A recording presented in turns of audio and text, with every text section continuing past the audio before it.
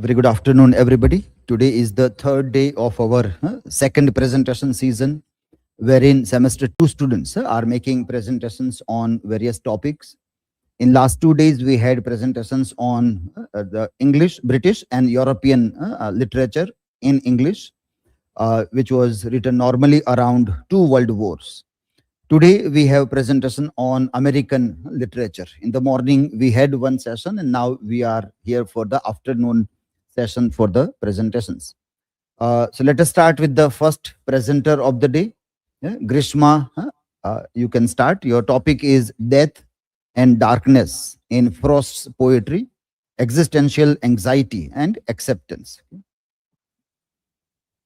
Make all keywords capital in your topic.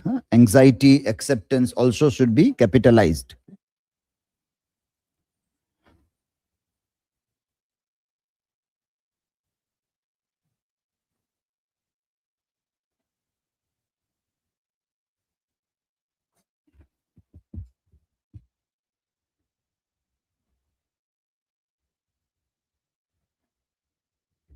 Good afternoon, everyone.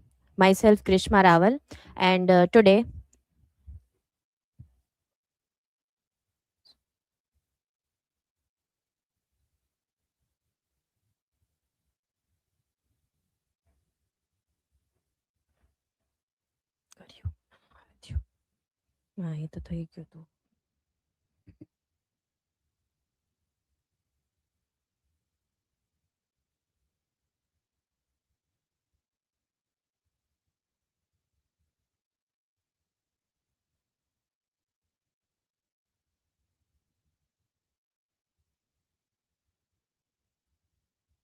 good afternoon, everyone. Uh, Myself, Krishma Raval, and today's topic, which I'm going to present about, is Death and Darkness in Frost's Poetry, Existential Anxiety and Acceptance. These are my academic and presentation details, the table of contents. The research question asks that can Frost's poetry be read as an anticipating modern existential thought despite his use of traditional poetic forms? So, hypothesis is despite his use of traditional poetic forms and familiar settings like rural setting, and he engages deeply within the modern existential concerns such as meaning, freedom, and mortality.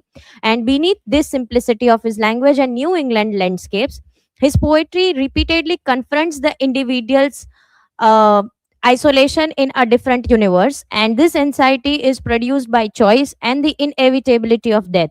And the speakers here are often placed in situations where they must act without certainty or external guidance, a key modernist theme. And this reflects the existential burden of human freedom. Rather than offering religious or philosophical consolation, Frost presents meaning as fragile and provincial, and it is shaped through human responsibility and endurance. So, to begin the introduction of Frost, he remains one of the ironic American poets of the early 20th century.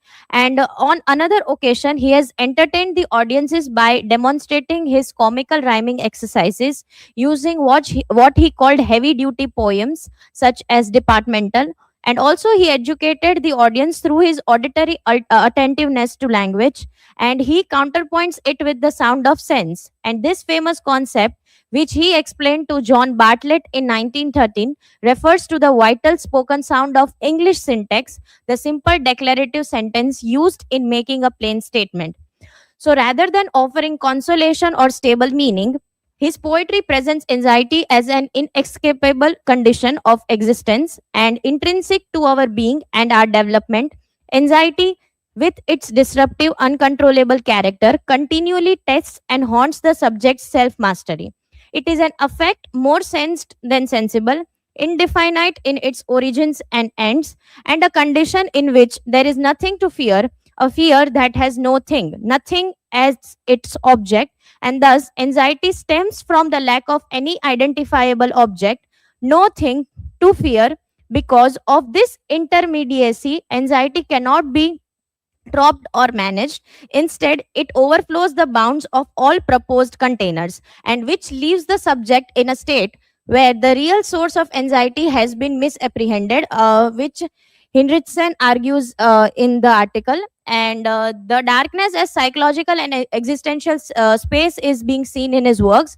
So stopping by the woods on a snowy evening, which is interpreted by William Etcher, presents the dark woods not as a scene of simple natural beauty, but as a psychologically charged space that draws the speaker inward. And the woods here are described as lovely, dark, and deep, which evoke a subtle but powerful temptation towards the withdrawal, stillness, and release from the burdens of conscious life.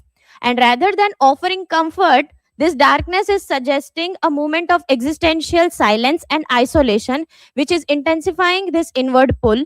And it creates a tension between what is desire and what is their duty. And the more a deliberate act of self reminder than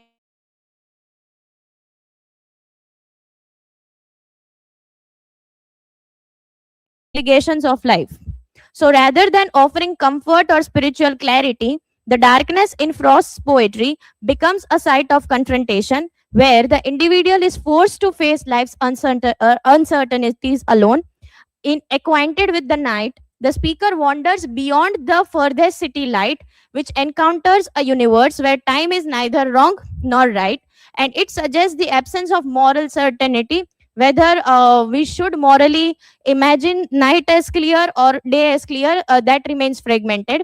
And similarly, in desert places, also, he locates the fear within the self, confronting an inner emptiness that mirrors the vast indifference of the cosmos. And these moments align with his modern existential thought, where meaning is not given but must be endured in isolation. Then comes existential anxiety, the power of choice, fear, and isolation in his work. So, anxiety here in his works arises in moments of uncertain choice, where the self must act without clear guidance. And this condition is marked by the lack of any identifiable object. No thing to fear is indefinite in its origins and ends, and it creates a semantic instability and psychological tension. As perception itself becomes uncertain, what we see is dependent upon what is excluded. So the speaker experiences isolation, where homes becomes the disorienting factors, and Frost does not resolve this anxiety but contains it and suggests that it may never be entirely eliminated or overcome but must be lived with in various ways. So this photograph, it shows three ways. So it can also parallelly be seen as his work The Road Not Taken, how it is creating a choice and a fear of isolation as well, where he has to choose a path and take a road which might lead to different outcomes, and another also might lead to different outcomes. So this clearly shows how existential anxiety performs in his works. So here the realization that choosing one path permanently closes off others, and meaning is constructed only afterward through reflection. So even in Stopping by the Woods, we can see the speaker's pause in the dark woods, and it reflects a temptation through uncertainty, while his decision to move on emphasis a personal responsibility. So through such these movements, he portrays human beings as fundamentally alone in making choices with an indifferent world. Then death has a sudden, meaningless, and unsentimental form. So death is portrayed as abrupt, ordinary, and devoid of spiritual or moral consolation. So the speaker here displaces his anxiety about death into the figure of the bird, and this displacement allows the anxiety to be momentarily carried off. So this displacement records the speaker's ideas in such a way to disengage them from the affective charge they would normally have. Freed from excess of effect, anxiety can be both realized and released. In Out, the sudden death of a young boy caused by a buzz saw highlights the meaningless and accidental nature of mortality. So, this detached closing of the poem, where others return to their routine, underscores society's emotional distance and the continuation of life despite individual loss. So, death here is not a moment of revelation or transcendence, but it is an unessential reality that exposes the human vulnerability and existential uncertainty. Then comes acceptance without consolation, which is prominently a key theme seen in his work. So his poetry is repeatedly engaging with anxiety and uncertainty, and it does not finally yield to despair. Instead, his work suggests that the disorientation and dislocation of anxiety can be generative, even revelatory, and it allows the experience to take on meaning despite instability. So it does not attempt to eliminate anxiety, acknowledging that it may never be entirely eliminated or overcome, but must be lived with in various ways. So rather than offering absolute certainty, his poetry seeks to convert generalized anxiety into a determinate forms, creating only a momentary stay against confusion. So this reflects a restrained acceptance, grounded not in faith or resolution, but in an honest recognition of life's limits and uncertainties. A poem like After Apple Picking also, the narrator shows that the speaker's drowsiness suggests a state between waking and sleep, which may symbolically gesture towards death. However, the tone is not one of terror but of calm readiness. So, Frost presents acceptance as a form of endurance, acknowledging exhaustion, uncertainty, and the inevitability of death without seeking false comfort. And through this stance, he affirms that human dignity in the ability to face morality and awareness is a strong rather than denial or illusion. To conclude, Robert Frost's poetry is presenting death and darkness as central aspects of the human existence rather than exceptional or heroic events. He articulates a modern existential vision where anxiety arises from uncertainty, isolation, and inevitability of mortality. And he avoids romanticizing death or offering religious or metaphysical consolation, which emphasizes that instead the indifference of the universe, he is presenting the grapple realities. So, meaning in Frost's poetry is fragile and uncertain, not pre given, but shaped through human response and responsibility. Despite the darkness, he does not descend into nihilism. His poems often move towards acceptance and endurance. Ultimately, he suggests that human dignity lies in facing mortality with awareness, resilience, and moral responsibility. And this, even in the absence of absolute meaning, can be seen. So Frost's speaker displaces his anxieties about death into the figure of bird, and this displacement allows the anxiety to be momentarily carried off. This displacement reorders the speaker's ideas in such a way as to disengage them from the affective charge they would normally have. So, freed from an excess of effect, anxiety can be both released and realized. This is the table which shows the theme, the central idea about his key poems, how the representation is present in the poems, and the critical insight. The justification of the research question and hypothesis. So, research question and hypothesis are justified by the thematic structure of the study, as outlined in the table also, which focuses on the darkness and existential anxiety, death, and acceptance in his works. And the section on darkness as psychological and existential space demonstrates how Frost's landscape functions symbolically to express the inner uncertainty and isolation, aligning with existential ideas of indifferent universe. And this focus on existential anxiety, choice, fear, and isolation directly supports the hypothesis that Frost anticipates modern existential thought as poems like In the Road Not Taken, which depict freedom as a burden rather than liberation. And the analysis of death as a sudden and unsentimental form further reinforces this position by showing his rejection of romantic or religious consolation, and it emphasizes moral neutrality and human vulnerability. And finally, the theme of acceptance without consolation confirms that Frost's poetry moves towards endurance and responsibility rather than transcendence. And if taken together, these thematic sections justify reading Robert Frost as the poet who, despite traditional forms and rural settings, engages deeply with concerns central to the modern existential philosophy.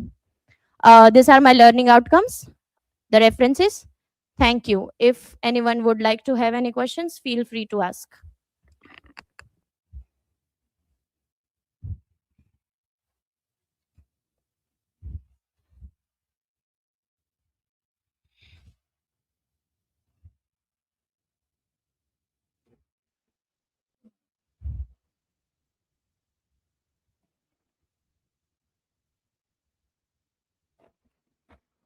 So Grishma, my question: how can mental health struggles like anxiety, depressions today be compared to Frost's idea of darkness as an inner psychological space? So, Frost's idea of darkness is he is exploring the thematic concerns of the external darkness as well. In his works like Stopping by the Woods on a Snowy Evening, we can see the setting of darkness, which is also external and internalized also, as the narrator or the speaker is also feeling some sort of isolation or confusion inside his mind, or also reminiscence of the past. And even also in The Road Not Taken, we can see the confusion which is arriving in his mind due to two factor of roads which he might take. So even in the modern or contemporary times, we can see the inner sufferings of the people more, how they are constantly being isolated. Instead of expressing their inert emotions, they are just subverting them more innerwards, which shows how anxiety and depression are taking form in the form of isolation first, and then the later stages we can see clinical or psychological anxiety or the form of depression in human beings. Anyone else?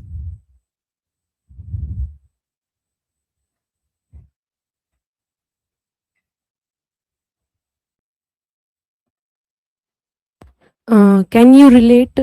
Hello. Can you relate Frost's themes to any recent Bollywood or OTT content that deals with isolation, anxiety, and meaningless death? Yes, if recent Bollywood, not recent, but a few years ago, film by Imtiaz Ali, Tamasha, was being released, where the character of Ved, we can see functionally he's performing very well. He's abiding to his duties. He's in his mundane routine life of work, but from the inside, he is not satisfied with his personal life, and he is constantly in the form of mental torment. And also in Masan also we can see the sudden deaths showcases the isolation and the anxiety in the human beings. So the life is becoming very meaningless, and the content deals with the matters of isolation, anxiety, and meaningless death more, rather than glorifying it, but they are showing the depth inside it. So yes, his themes are somewhat relatable to the recent Bollywood or OTT content. Also in Patal Lok, it is a series where we can see the tormentation of isolation and the fear of being judged, or the fear of losing it all also can be partially be seen to be anxiety or meaninglessness in the human existence. So that is what I have to say. Thank you so much.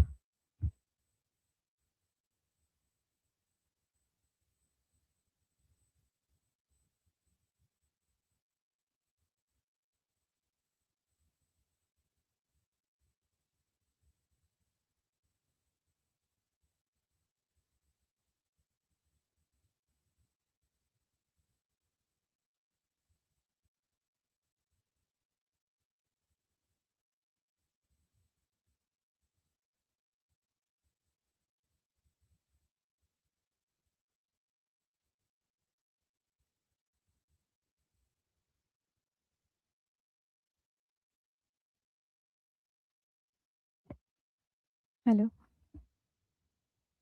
Hello. Hello. Hello.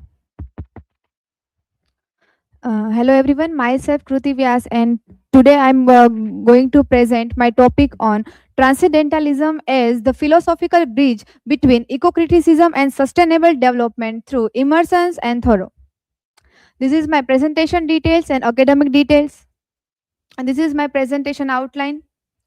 So, my research question is: to what extent does American transcendentalism, as articulated in the works of Ralph Waldo Emerson and Henry David Thoreau, serve as a philosophical bridge between eco-criticism and sustainable development, and how do its core tenets of organic unity, anti-materialism, and spiritual ecology provides the foundational framework that both fields presuppose? So, my hypothesis is that transcendentalism through the nature philosophy of Emerson's and the lived ecological practice of Thoreau function as a unifying philosophical a bridge between eco-criticism and sustainable development. So it's a moral, ecological, and literary foundation. Not only anticipate eco-critical methodology but also prefigure the ethical imperative of the UN Sustainable Development Goals, particularly in the areas of environmental education, climate responsibility, and biodiversity and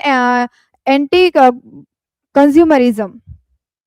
So, first, what is a transcendentalism? So, transcendentalism is a 19th century's movement, is specifically emphasizing on the spiritual unity of human and nature. And here, critic Chitrakar is views that it is a complete ethical complement of eco-criticism, because our main figures are here. Their first one is Emerson's, who believe connect all life through the oversoul, and the other side is Thoreau, who immersive living and key tenets including here intuitions, self-reliance, reliance, and the anti-materialism.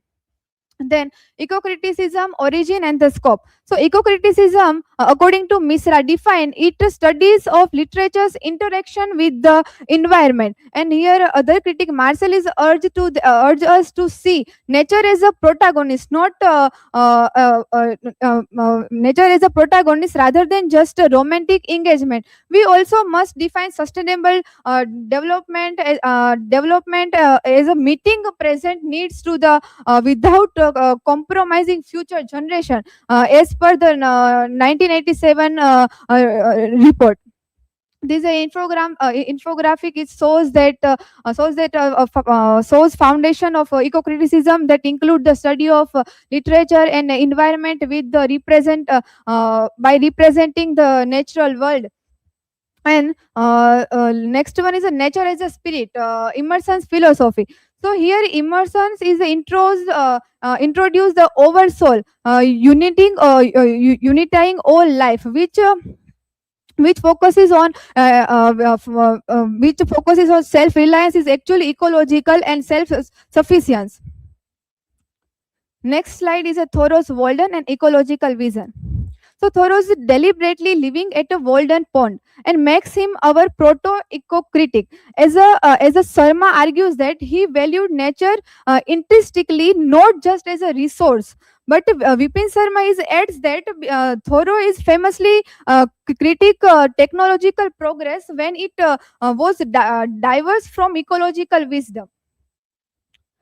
Continue with the civil disobedience and the environment. So here Thoreau's ideas extend into activism, and it highlights is a more specifically moral duty to protect nature. And his details is according to his nature records are even used today as early climate data.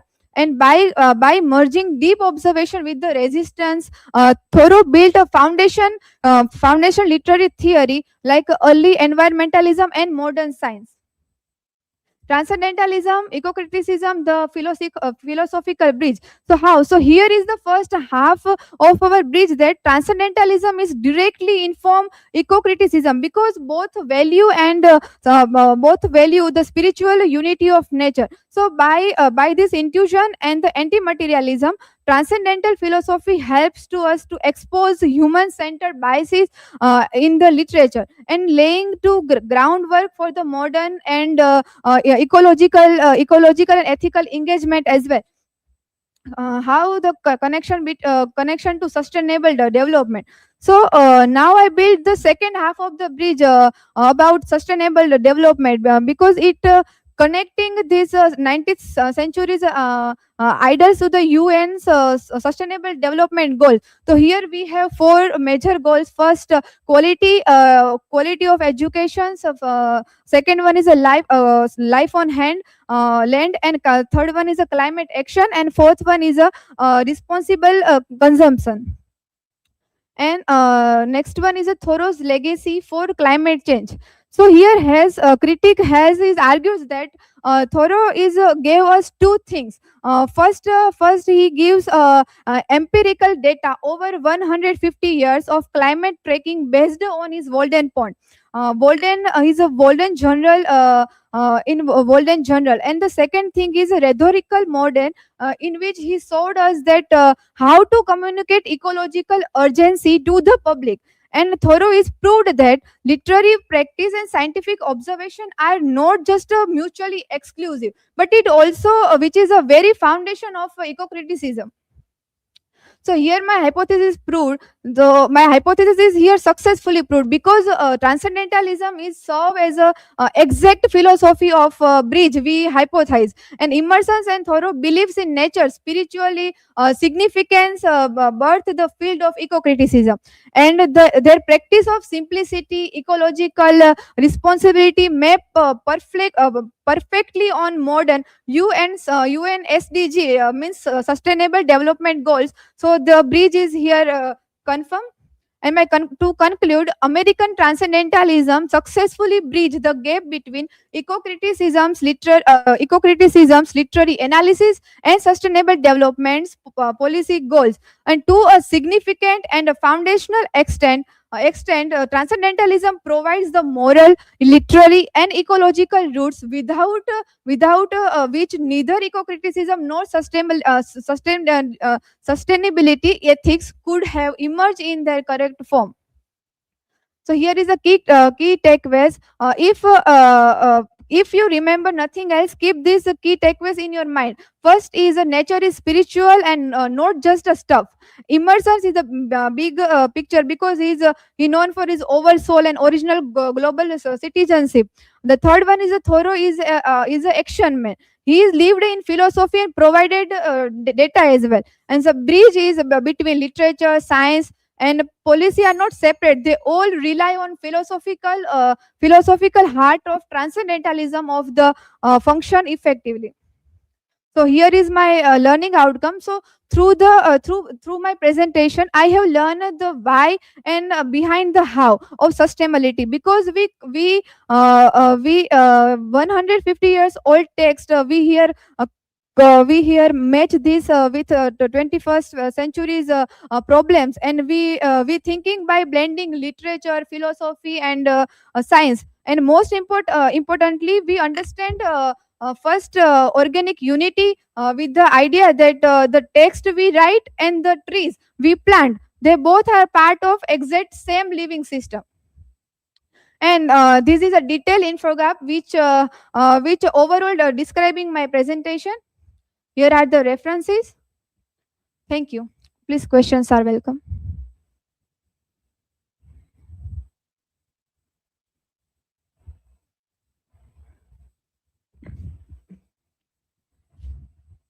So, Kruti, my question is, if transcendentalism is so powerful, why is the climate crisis still getting worse? Okay. So, with the respect, the philosophy never failed, humanity did. Because Thoreau warned us 170 years ago to live simply and respect nature, but we choose factories over the forest. So here, transcendentalism is still stand, but we just stopping to listen to it. Anyone else?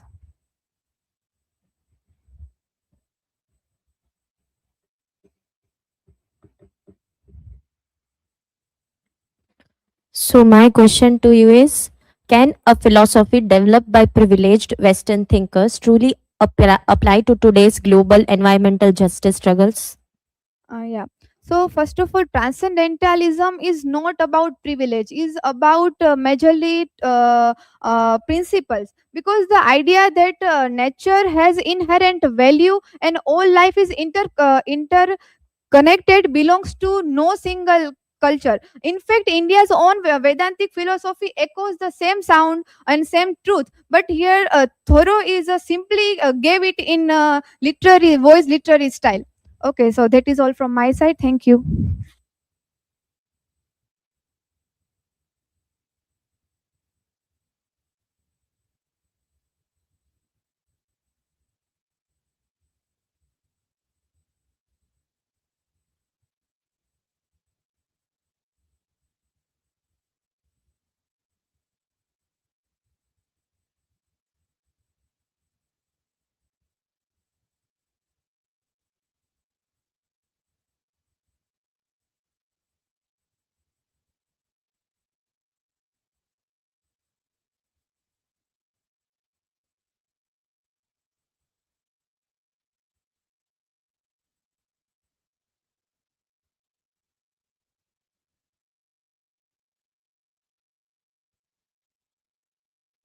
Hello everyone, myself Mansi Makwana, and today I'm going to present on from words to voice, nature, society, and conscience in Robert Frost poetry and Bob Dylan's song lyrics and eco-critical perspective. These are my academic and presentation details.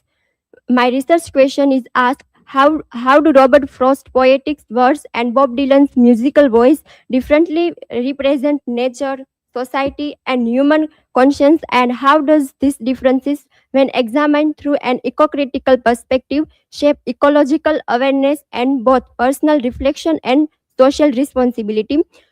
This study hypothesizes that while Robert Frost's poetry presents nature as a space for introspection and the formation of individual human conscience, Bob Dylan's song lyrics transform similar ecological and social concerns into a performative and collective voice, thereby shifting ecological awareness from personal reflection to social responsibility within an eco-critical framework. This is table of content. Literature and music explore the interconnected relationship between nature, society, and human conscience, shaping environmental and ethical understanding. This study focuses on the transition from words to voice, which highlighting a shift from individual conscience to broader social and environmental awareness. This study is grounded in eco-criticism, a critical approach that examines the relationship between literature, culture, and the natural environment. Eco-criticism explores how literary and artistic text represent nature and how these representations shape human perceptions of ecological and ethical issues. Within this framework, literature is viewed not only as a cultural artifact but also as an active force that influences environmental awareness and human responsibility toward nature. Nature, in Robert Frost poetry, nature functions as a more meditative and symbolic space, which allowing individuals to reflect on life choices and existence. Frost presents the natural world not as passive scenery but as a mirror of human emotions and inner conflicts. Through simple imagery, Frost reveals a deeper ecological awareness and formation of human conscience. Ecological concerns in Bob Dylan's lyrics. Dylan's lyrics reflect ecological concerns through their focus on human actions, environmental disruption, and the ethical consequences of social behavior, and linking nature with broader societal issues. Through performative and lyrical expression, Dylan transformed ecological concern into a collective call for awareness and responsibility, which engaging audience beyond literary boundaries. In the works of Robert Frost and Bob Dylan, nature is not merely a background but an active space that reflects human values, conflicts, and ethical concerns. Both authors reveal that human ethics are deeply intertwined with environmental conditions, emphasizing responsibility toward both society and nature. In this slide, I put the difference between words and voice. Poetic verse, as seen in Robert Frost's work, emphasizes introspection, subtle symbolism, and individual reflection, inviting readers into a quiet engagement with nature and conscience. Musical voice in Bob Dylan's lyrics transform poetic expression into a performative and public medium, reflecting wider audiences through sound and rhythm. The shift from verse to voice highlights the difference between private contemplation and the collective communication, expanding the scope of literary expression. Here, the comparative analysis between poetry and song through the core and major aspect of medium experiences and impact on both. From individual reflection to collective responsibility. In Robert Frost poetry, nature encourages individual reflection where personal experience shape moral awareness. Frost work focuses on inner conscience, highlight how individuals interpret nature and make ethical choices in isolation. In contrast, Bob Dylan's lyrics expand this concern into a collective voice, addressing society as a whole. Dylan transformed personal and ecological theme into social responsibility, urging awareness of shared ethical and environmental issues. A transformation of ecological awareness. In Robert Frost poetry, ecological awareness appears as subtle and reflective, emerging through personal interaction with nature. Frost presents nature as a space that shapes individual consciousness and moral reflection. In contrast, Bob Dylan's lyric transfer ecological concerns into a more visible and socially engaged form of expression. A justification of my hypothesis. This hypothesis is justified as Robert Frost poetry presents nature as a space for individual reflection and moral awareness through imagery, symbolism, and introspective voice. His works highlights how human conscience develops through personal interaction with the natural world, emphasizing inner experiences and the formation of personal ecological consciousness. In contrast, Bob Dylan's lyrics function as a performative and socially engaged voice that transform personal expression into public discourse. His songs address issues of justice, environment, and collective responsibility, making ecological concerns more direct and accessible to a wider audience.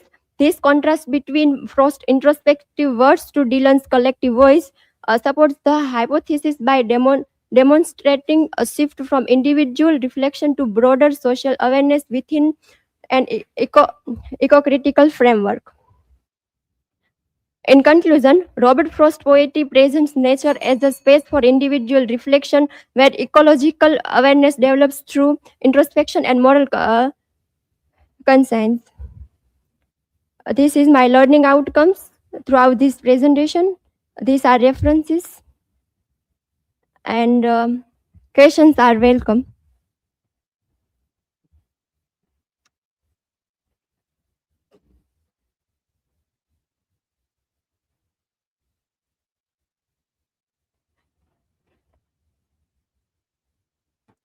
So my question is, in what ways can comparing different literary forms and styles help us better understand how writers represent a human life? So, comparing different literary forms and style help us to see how writer express the same ideas in different ways. For example, poetry may use the imagery symbols. On the other hand, song has lyrics and voice. Another.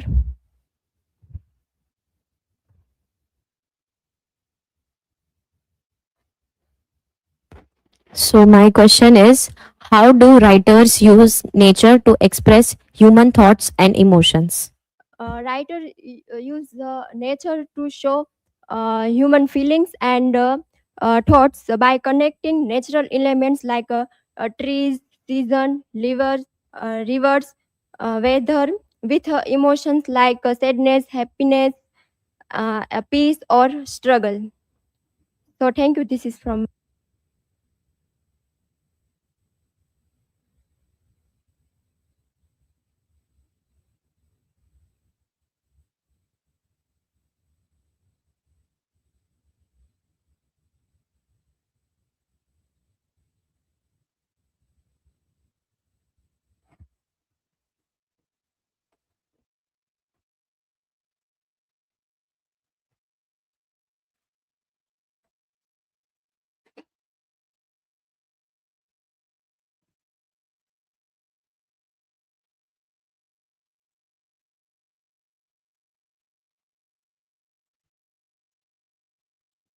Good afternoon, everyone.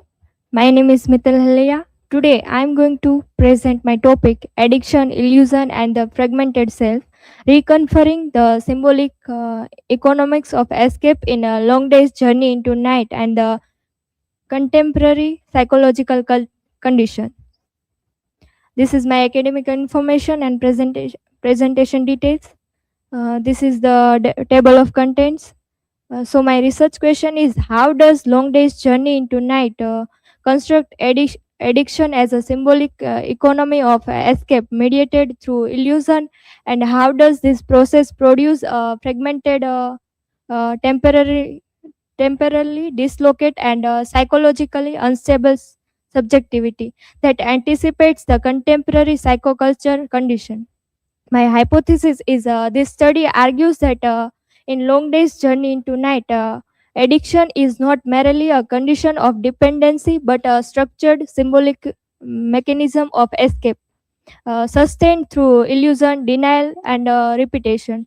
It functions as a defensive yet destabilizing system that enables temporarily psychic survival while simultaneously generating a fragmented and discontinuous self.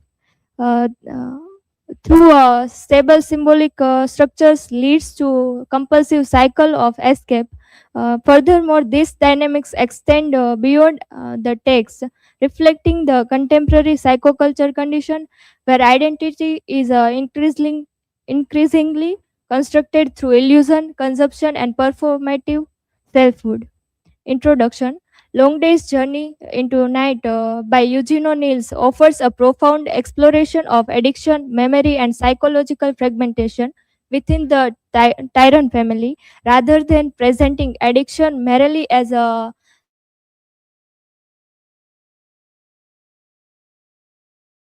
psychic and symbolic process through which individuals negotiate trauma, loss, and existential instability.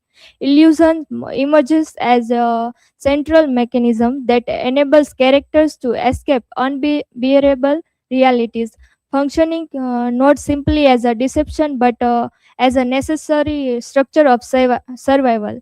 The analysis of this further extend these dynamics to the contemporary psychoculture condition where identity itself becomes increasingly unstable, performative, and dependent on illusion.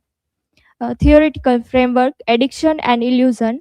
Addiction is sustained through an illusion of control wherein individuals misrecognize their lack of agency and believe they can regulate compulsive behavior. From a psychoanalytic perspective, addiction functions as a form of repetition compulsion driven by unresolved psychic conflicts and the need to manage internal distress. Illusion operates not as a mere deception but as a defensive psychic structure, protecting the subject from confronting traumatic or unbearable realities. It also serves as a meaning making mechanism, allowing individual to maintain a fragile sense of coherence during states of emotional and existential crisis. Uh, Illusion, denial, and epistemological crisis. Here, epistemological means related to knowledge or how we know something is true. The Tyrant family operates within a shared economy of denial, where truth is not confronted but continuously deferred and displaced. Uh, Reality becomes epistemologically unstable as each character reconstructs it through selective memory, emotional bias, and self-justification.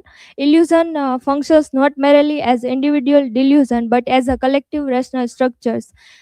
In this play, Mary retreat into her convent past and her an idealized image of innocence constitutes a symbolic reconfiguration of identity rather than simple regression. Through this mechanism, the family sustains itself by replacing objective reality with internally constructed narrative of meaning. This image shows how Mary Tyrant becomes the central figure of addiction, illusion, and fragmented identity. Addiction as symbolic escape and temporal displacement. Mary morphine addiction signifies temporal escape from traumatic loss, particularly rooted in maternal grief and emotional deprivation, which destabilize her present identity. Addiction produces a state of affective numbness and detachment from the present, suspending engagement with reality. It operates as a symbolic refuge, allowing the subject to withdraw from historical trauma and re-enter and idealized imagined past. This process creates a condition of temporal dislocation where the subject is suspended between past illusion and present denial.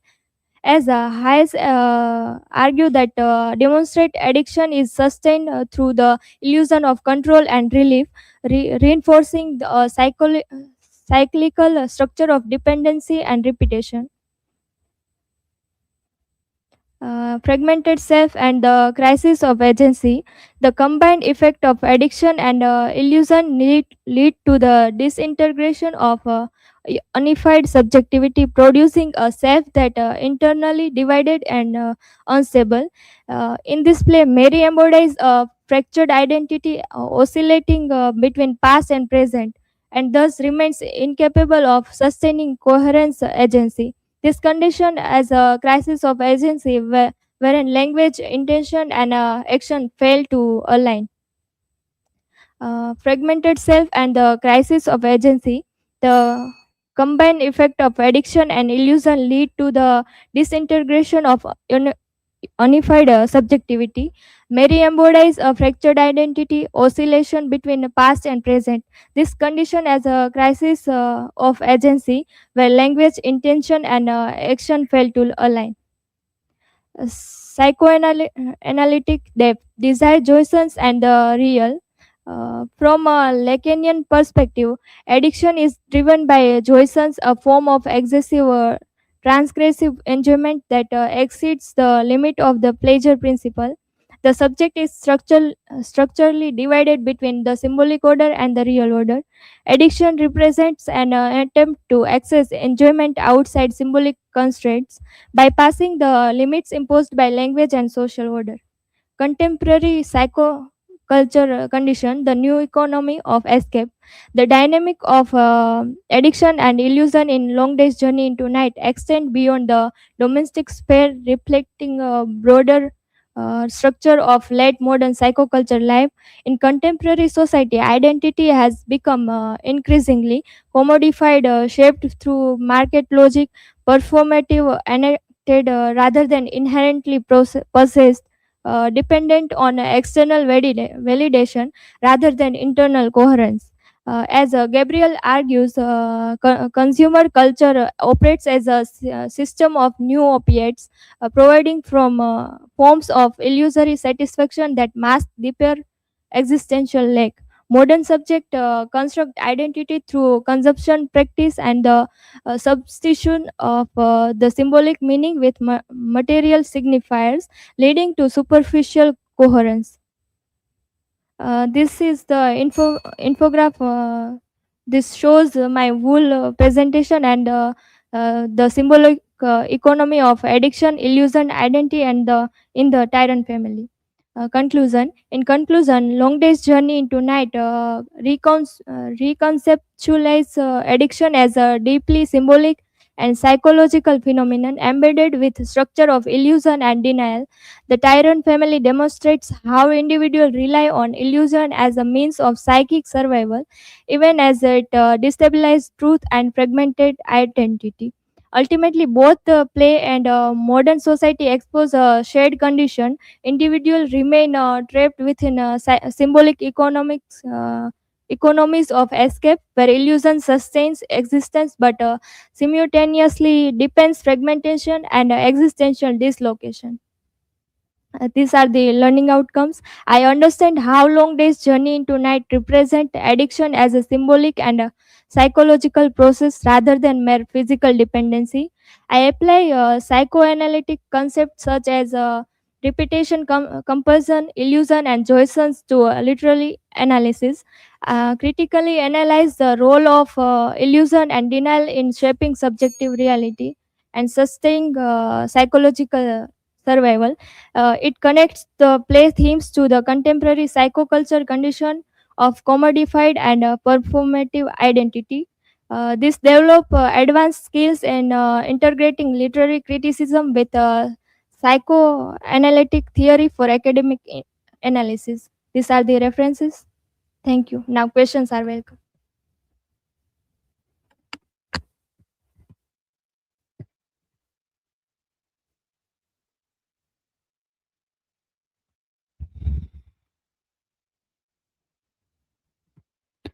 So my question is, what do you mean by symbolic economy of escape? In the play Long Day's Journey into Night, it refers to a system where characters replace reality with illusion to cope with pain. Addiction becomes a repetitive exchange, temporarily relief at the cost of deeper psychological fragmentation. Anyone else?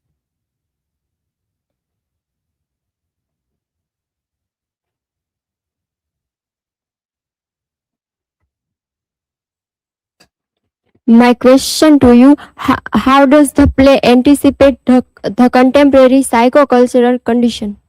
In the play and Long Day's Journey anticipates modern life by showing how people use escape mechanism, then addiction, now digital and consumer habits to avoid inner conflict, resulting in a fragmented and unstable sense of self. Thank you.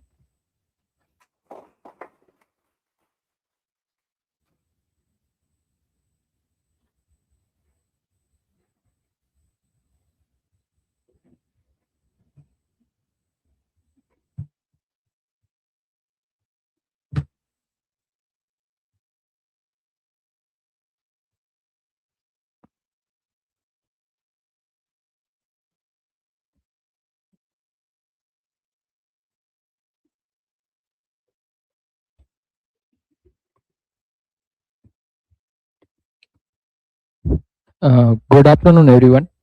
So today we have third day of our presentation series of semester 2 student afternoon session. So today my presentation topic is language and moral conflict and war reality in for whom the bell tolls, a critical reading. So this is academic information, table of content, and now we start from the introduction. So, for whom the bell tolls, examine the ethical and psychological complexity of war during the Spanish Civil War, and the novel challenges the romanticized narrative of war by presenting violence, sacrifice, and duty of moral conflicted experience. Hemingway uses language and narrative perspective to reveal the tension between the ideological ideals and the lived reality of war. The experience of the Robert Jordan highlight a struggle between the individual conscience and the political commitment. The presentation critically analyzed language and moral conflict and war reality through the selected scholarly interpretation. So my research question is, how does the tension between ideological language and the harsh reality of the war challenge the heroic narrative in the For Whom the Bell Tolls? How do the moral dilemmas faced by the Robert Jordan reveal the ethical and contradiction embedded within the wartime violence? So hypothesis of my presentation is, the novel critically exposes the gap between the ideological language of the war and the brutal reality experienced by the individual.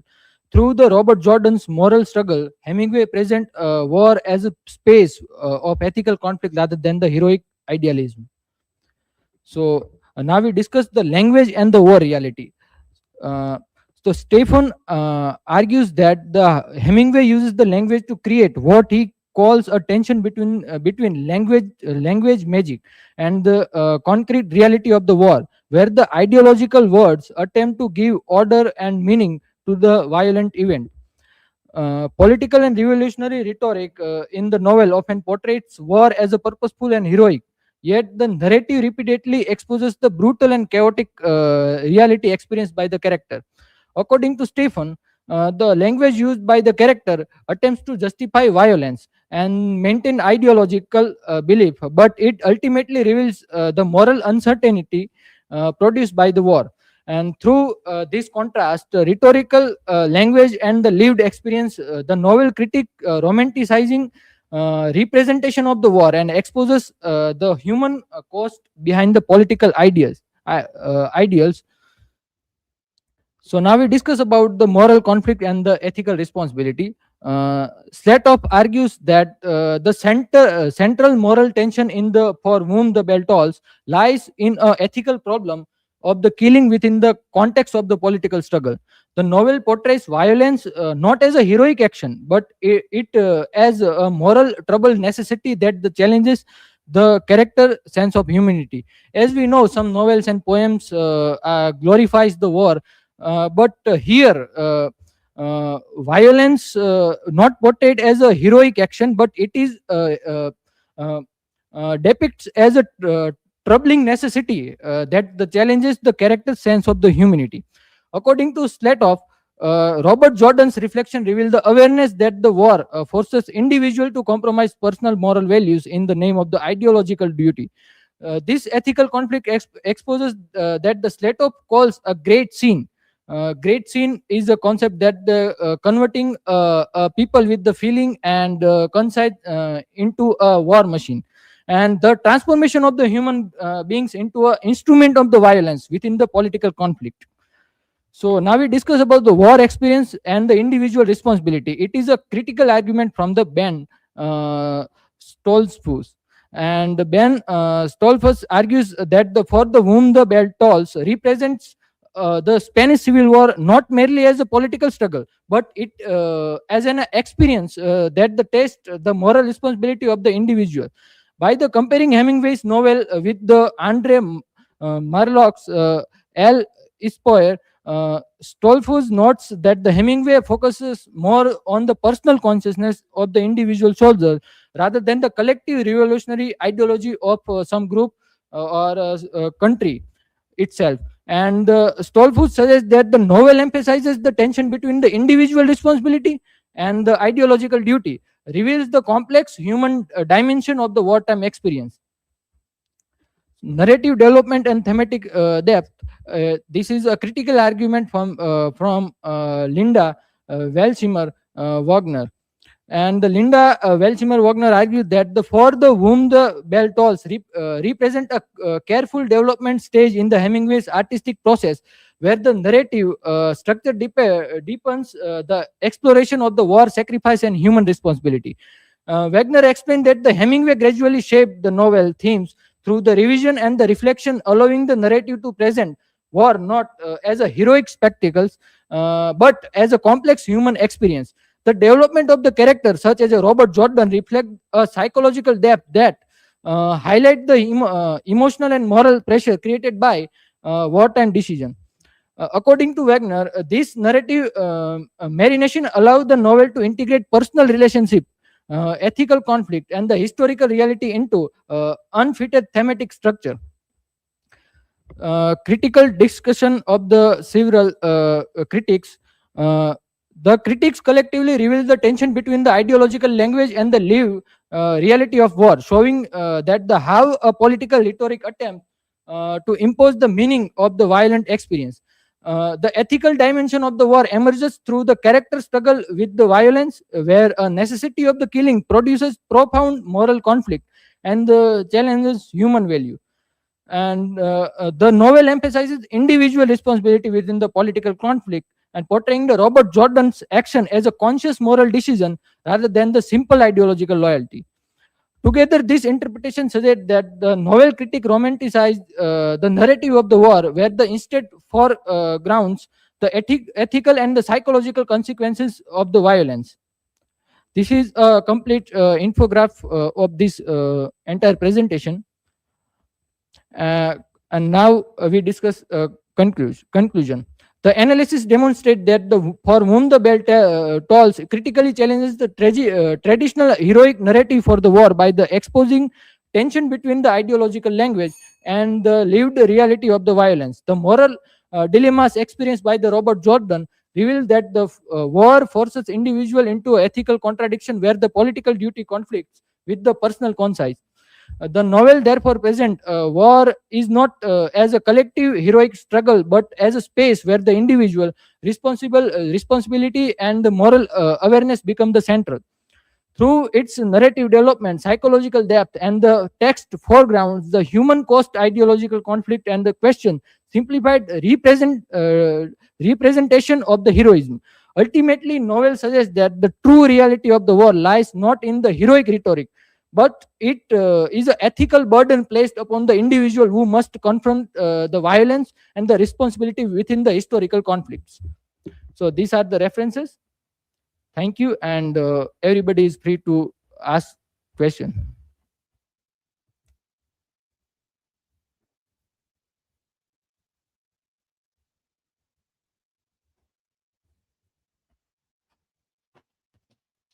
My question is, according to the presentation, what is the great scene of war for a soldier like Robert Jordan? Robert Jordan is a person, basically a human, and he have also feeling and concise. But what war does with him? War does with him is war converted him in uh, war machine, and war wants that the he as a tool. Basically, war seems as see as him a tool for the blowing bridges, and just like a tool. And the great scene reflect that the scene is converting a human being into a tool for the war, or instrument for the war, nothing else. Second question.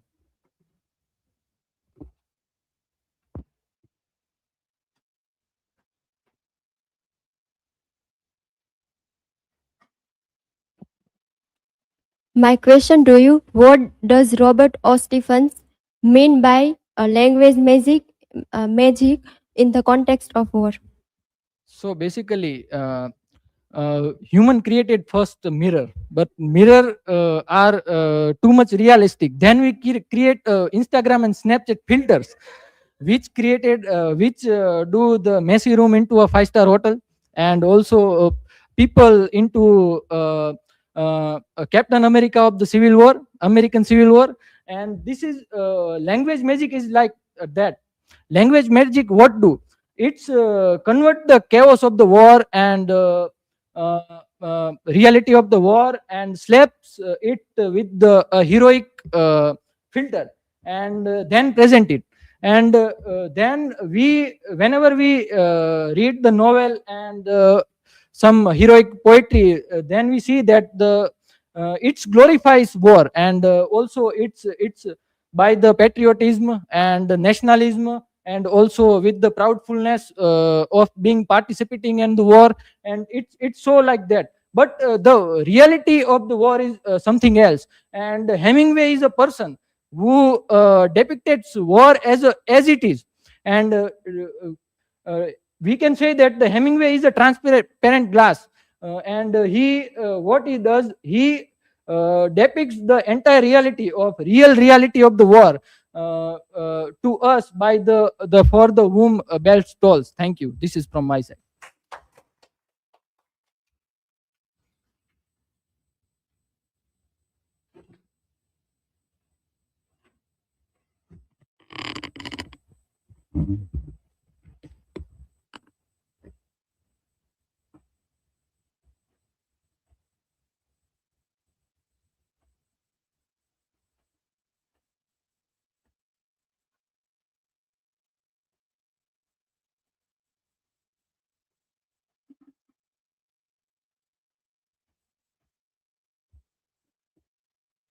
Hello, hello.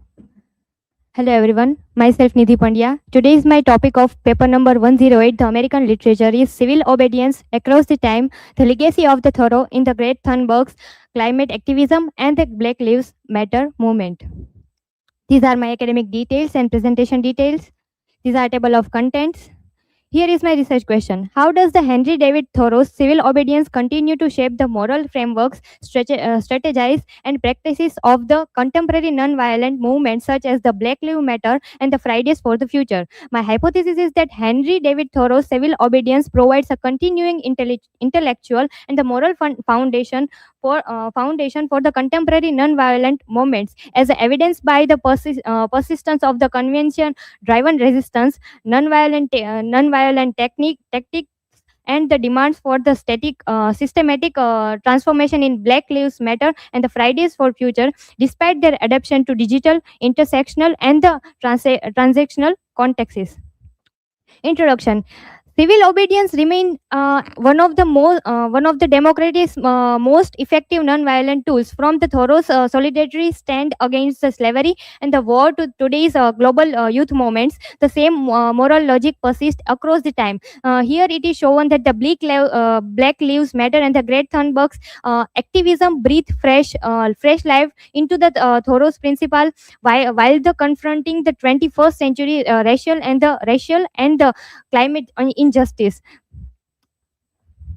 Defining the civil disobedience. Civil disobedience is a principled resistance that appeals to the shared higher values rather than a mere law breaking. Here, Thoreau, King, and the Sherman all insist it must demonstrate fidelity to the law even while challenging the specific unjust statutes. Now, this definition anchors our entire comparison of the historical and the contemporary activism. Here, it is shown. Thoreau's radical foundation. Here, Thoreau rejected the blind obedience and the demanded citizens to act according to the conscience. His tax resistance against the slavery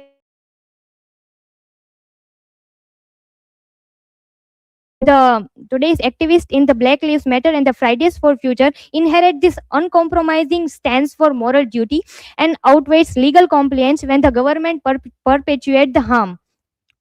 The anti-legal turn in this civil disobedience theory. Here, Scoresman documents a troubling shift away from the viewing civil obedience as a fidelity to law. Yet, both Black Lives Matter and the climate activists still appear to higher legal and the moral principles. Recovering this legal dimension and strengthen the contemporary movements, it shows the legitimacy and the effectiveness. Martin Luther King and the fidelity to law. King brilliantly fused the Thoreau's with the natural law. He showed that breaking unjust law could actually strengthen the legal order. This nuanced position continues to influence how the today's movement frame their actions as the highest expression of the justice. Both BLM and the FFF draws on this legacy when they lay their bodies before the conscience of the community. Defining Black Lives Matter. BLM emerged from the outrage over the police killing, yet quickly become a sophisticated movement confronting the systematic racism. Here, Clayton analysis that shows it updates the civil rights tradition while the preserving the Thoreau's insistence on the moral resistance. It decentralized the structure, makes civil disobedience more accessible and resilient into this digital age. After that, BLM and the civil right comparative analysis. Here, Clayton's comparison reveals the striking parallels. Both began with the shocking violence against the black bodies, and both faced media criticism for being too confrontational. Now, yet BLM's decentralized and the digital nature marks a clear evolution, while the preserving the thorough spirit of conscious resistance. Here it is shown that it shows the remarkable continuity of the tactics. Issues framing in Black Lives Matter. Affecting the framing turns personal tragedies into the systematic critique. Here Clayton shows that how BLM broadened the national conversation exactly as the Thoreau and the King did. Despite the harsher media treatment, it emerges as a force that society to confront uncomfortable truths about the ongoing racial injustice. This framing strategy keeps on Thoreau's legacy alive. The social psychology of the Black Lives Matter. Here, Leach and Allen reveals the psychology of the engine behind the BLM. Shared anger at the unfairness combined with the belief in collective powers turns personal outrage into the mass mobilization. This mechanism updates the Thoreau's call to the conscious for today's networked age. Imagine future in Black Lives Matter. Here, Durham shows that how BLM activists imagine as an alternate future free from the white supremacy. Here, that tempered optimism mirrors Thoreau's realism. Moral action remains. Necessary even when the immediate success seems distant. Imaging better futures keeps the movement alive across the generation. Thoreau's legacy in Black Lives Matter. From Thoreau's jail cell to the Frisian streets, the same moral architects persist. Here, BLM adapts his method to digital networks and the intersectional framing, yet preserves the core commitment to justice, the over blind obedience. Defining Greta Thunberg's climate activism, Greta Thunberg transformed one girl's school strike into a worldwide movement. Here, Source and O'Brien show how her activism blends moral urgency with the strategic digital organizing. This modern form of civil disobedience echoes the Thoreau's while addressing the existential threat of climate change through the collective youth action. Youth Youth dissent, dutiful, disruptive, and the dangerous. Here, O'Brien typologically captures the full spectrum of the youth climate action, from dutiful awareness raising to the dangerous direct disruption. Today's young activists blend Thoreau's moral refusal with the collective power of the digital tools. Now, here the sources also show that it challenges the power structures in a ways that updates the Thoreau's principle. Network mobilization and the Greta effect. Here, Source has shown that how FFF, Fridays for Future, blends leader-centered inspiration with the grassroots networking. Activists both follow Thunberg and assess their own agencies. These hybrid models makes the Thoreau's principles more powerful and resilient into the digital age. After that, prognostic framing by Fridays for the Future protest. Here, Samson and the Wellstone largely scales the survey shows that how FFF protests demand both immediate policy action and the fundamental system change. This variety of the prognostic frames strengthen the movement's intellectual depth and the broad approval. People's action for the climate justice. Now, Trots systematically reviews and proves that climate justice activism is inherently collective and the justice oriented. It transforms Thoreau's tax resistant into the modern divestment and the direct action against the intersecting crisis. The sources here shows that people's action for climate justice updates the civil obedience. Here are my research limits and the further scope.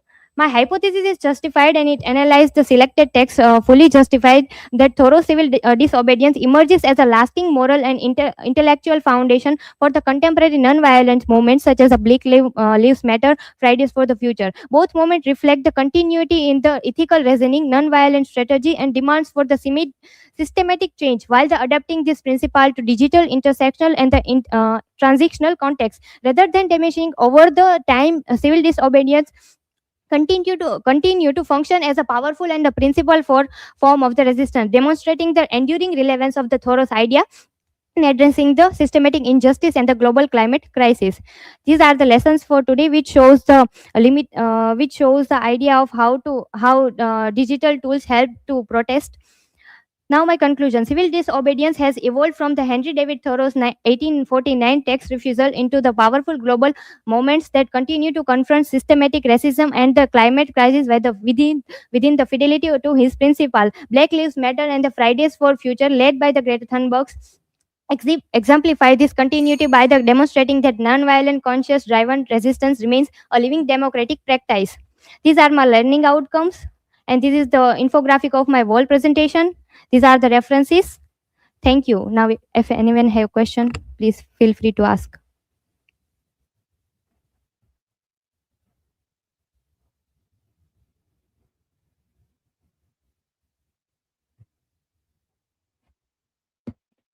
My question is the idea of individual conscience, as in Thoreau, still relevant in a world driven by collective identity and group politics? if we think about in modern times, the individual consciousness is still important, just like Thoreau has described. But here in the modern world, people believe that their thoughts are not that much good, but the people who are with whom they are with are also good with their thoughts. So they believe into their thoughts, and also keep their thoughts also. So it is called a collective perspective. So the today's people act with the more as a part of groups. Now this which shows the personal belief developing through the collective experience. Now this experience turn into a perspective, and Thoreau's idea here also still exists, but within the it has a collective kind of form.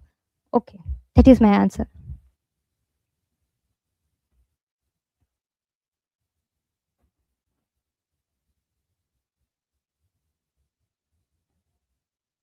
My question is to you that as social media and technology continue to grow, will future protests rely more on digital activism than the physical demonstration? Yes, digital activism is what we are living with, because it will increase, because the messages we spread are too much of on the quick time of clock, and it is spreads quickly and reaches to the global audience. So it will be on onto the future protest, and it can be also defined that physical protest is also needed. Why? So the answer is, it shows the commitment, because the pressure will be real onto the leaders who are corrupting. If we are protesting against someone leader who is a corrupt, and if we do the digital activism, it will not that much be emphasized, one. But if we do the physical activism, it will be more on a pressure, like we can see in the Nepal's Gen Z protest, which can be taken as an example, which shows that future protests will likely of the digital activism, but it will be more impactful if it is a physical activism. So this is my answer. Thank you everyone for your attention.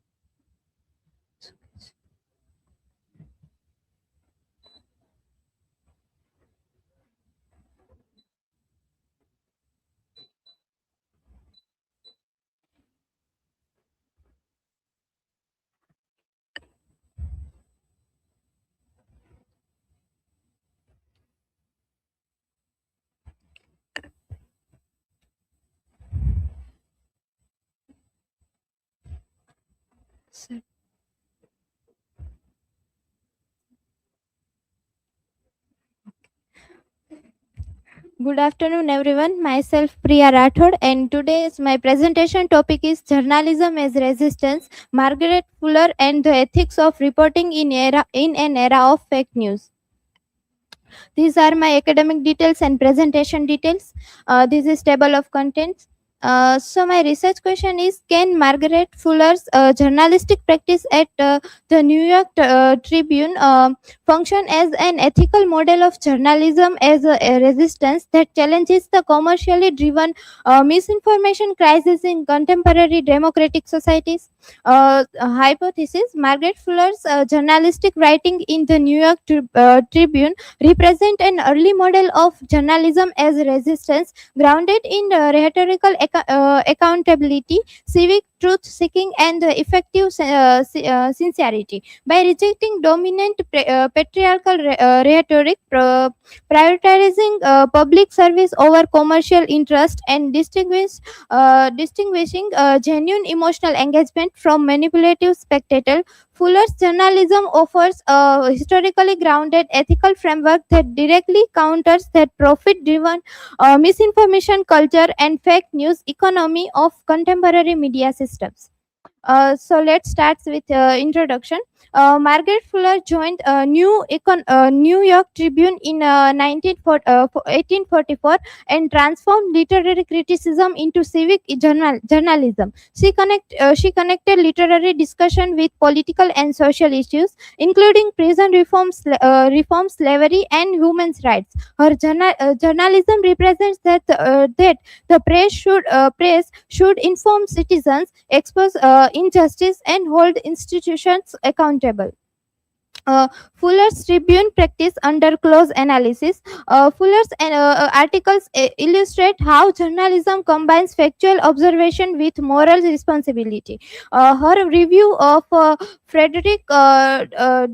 Douglas' narrative and her reports on Bellevue Almshouse demonstrate that journalism must engage with social reality rather than remain detached. Fuller therefore models the journalist as a civic advocate who exposes injustice and demands accountability. Fuller's Tribune versus commercial media's misinformation society. This table compares Fuller's journalism with modern commercial media systems. Fuller prioritized civic responsibility and democratic knowledge, while contemporary media often prioritize advancing revenue and audience engagement. As shown in the table, commercial media may produce sensational content rather than fact-based public knowledge. Rhetorical resistance, Fuller's feminist discourse. Fuller's journalism represent feminist rhetorical resistance. She rejected both masculine authority and traditional feminine submission. Instead, she created a new intellectual voice for women in public discourse. Scholars such as Colony and Gustafson show that Fuller deliberately designed rhetorical strategies to challenge cultural assumptions about women's intellectual capabilities. Ethics of truth, civic journalism, public service, and post-truth dynamics. Fuller's journalism reflects the ethical responsibility of the press in democracy. Scholars like Picard argues that democracy depends on reliable media systems. Fuller's work represents journalism as a civic infrastructure where factual reporting exposes injustice and tests democratic ideals against social realities such as slavery and gender exclusion. Sentiment versus manipulation, effective truth and clickbait economy. Fuller used emotion ethically through what scholars call activist sentimentalism. Emotion engagement strengthened her political critique rather than replacing evidence. In contrast, modern digital media often manipulates emotion through clickbait and algorithmic targeting, creating misinformation instead of civic understanding. The journalist as an outsider critic, Fuller's structural position. Fuller's position as an outsider intellectual enabled her to critique society more effectively because she was excluded from institutional power. She could inform. She could observe social inequalities with critical distance. This information shows that independent journalism often requires distance from political as well as commercial authority in order to expose structural injustice. The limits of Fuller model as a counter argument. Despite its strength, Fuller's model has such limitations. Her journalism emerged in 19th century print culture, very different from today's digital media environment. Scholars argues that misinformation today results from structural transformations in communication system that individual ethical journalism alone cannot fully solve. Modern relevance, Fuller's journalistic ethics in post-truth, post-commercial age. Nevertheless, Fuller's journalism remains highly relevant today. Her works represents that ethical reporting can challenge misinformation and strengthen democratic accountability. Her example supports a modern argument for media systems that prioritize public service, independence, and civic knowledge rather than commercial profit. Journalism as resistance, Margaret Fuller's civic journalism and the ethical counter model to contemporary misinformation economic. The this slide represents its framework of journalism as resistance. Ethical journalism begins with factual truth, continues through the responsible witnessing and emotional accountability, and produces civic knowledge. When these elements combine, journalism becomes a form of democratic resistance that protects citizens and holds power accountable. The hypothesis is justified here. For Fuller's journalism successfully represents rhetorical resistance and ethical truth telling. However, the contemporary misinformation crisis is structural and connected to commercial media systems. Therefore, Fuller's journalism serves as a historical evidence that ethical public service journalism is possible rather than a direct procedural solution. In conclusion, Margaret Fuller's journalism represents a powerful example of ethical reporting grounded in truth, civic responsibility, and democratic accountability. Her work shows that journalism can challenge power structures and expose injustice. Although media systems have changed, her commitment to public service journalism remains deeply relevant today. These are my learning outcomes. These are references, and thank you so much. Now questions are welcome.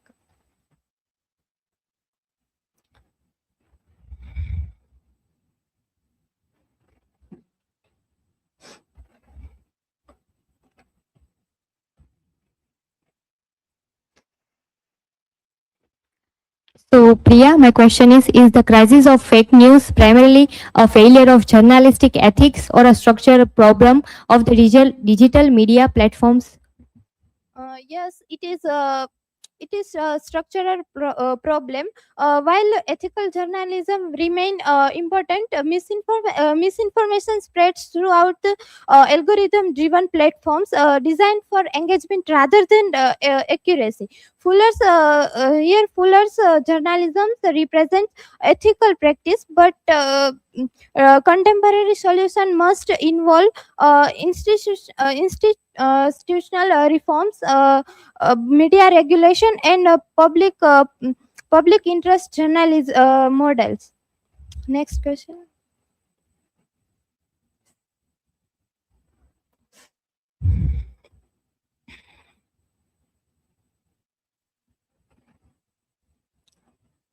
My question is, can artificial intelligence worsen the misinformation crisis?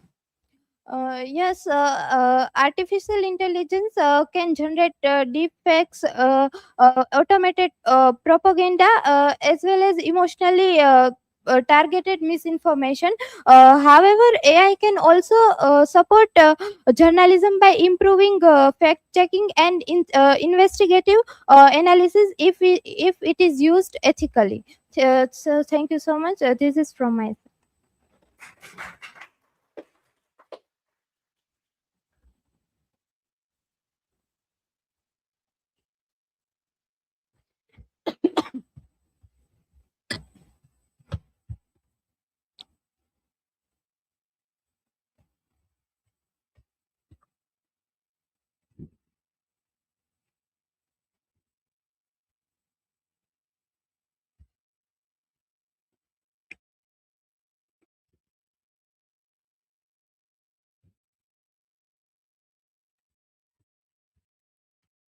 Hello. So, hello everyone. Good afternoon. I am Priyanka Nakrani, and today I'm going to present on who owns poetry, Frost, Dylan, and the Nobel question. This is my academic and presentation details. This is table of content. Let's start with introduction. poetry has traditionally been viewed as a written literary form expressing human experience through imagery, symbolism, and rhythm. Robert Frost represents the tradition of modern American poetry, often explore nature, choice, philosophical reflection. At the same time, songwriter has developed strong poetic qualities using metaphor, narrative, and symbolism in lyrics. In 2016, Bob Dylan received the Nobel Prize in Literature for creating new poetic expression within the great American song tradition. This decision sparked at the international debate about whether song lyrics should be recognized as a literature or poetry. This debate raised the key question: who truly owns the poetry, traditional poet or lyricist as well? So my research question is: can song lyrics can be considered a form of poetry within literary studies? And also, how do Bob Dylan lyrics compare with the Robert Frost traditional poetry in terms of themes and poetic techniques? Why did the Nobel Committee award the literature prize to a songwriter instead of traditional writer?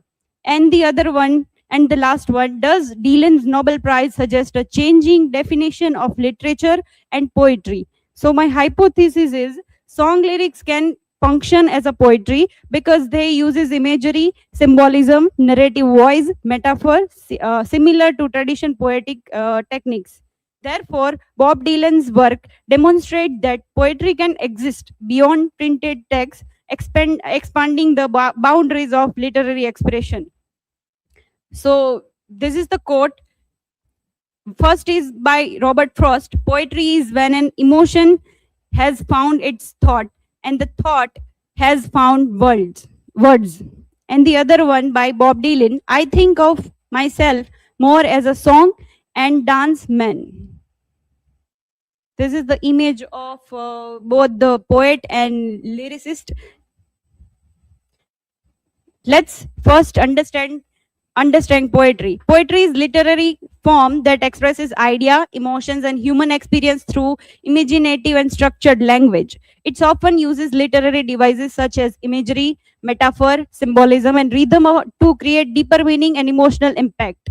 Robert Frost's poems, such as A Road Not Taken and Stopping by Woods on Snowy Evening, demonstrate how simple language and natural imagery can be represented as a complex human choice and responsibilities.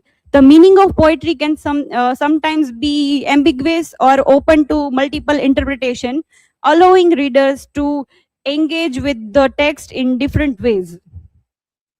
First, Robert Frost and traditional poetry. Let's see about Robert Frost. Was one of the most influential American poets of 20th century. His poetry is known for simple language, rural setting, and deep philosophical meaning.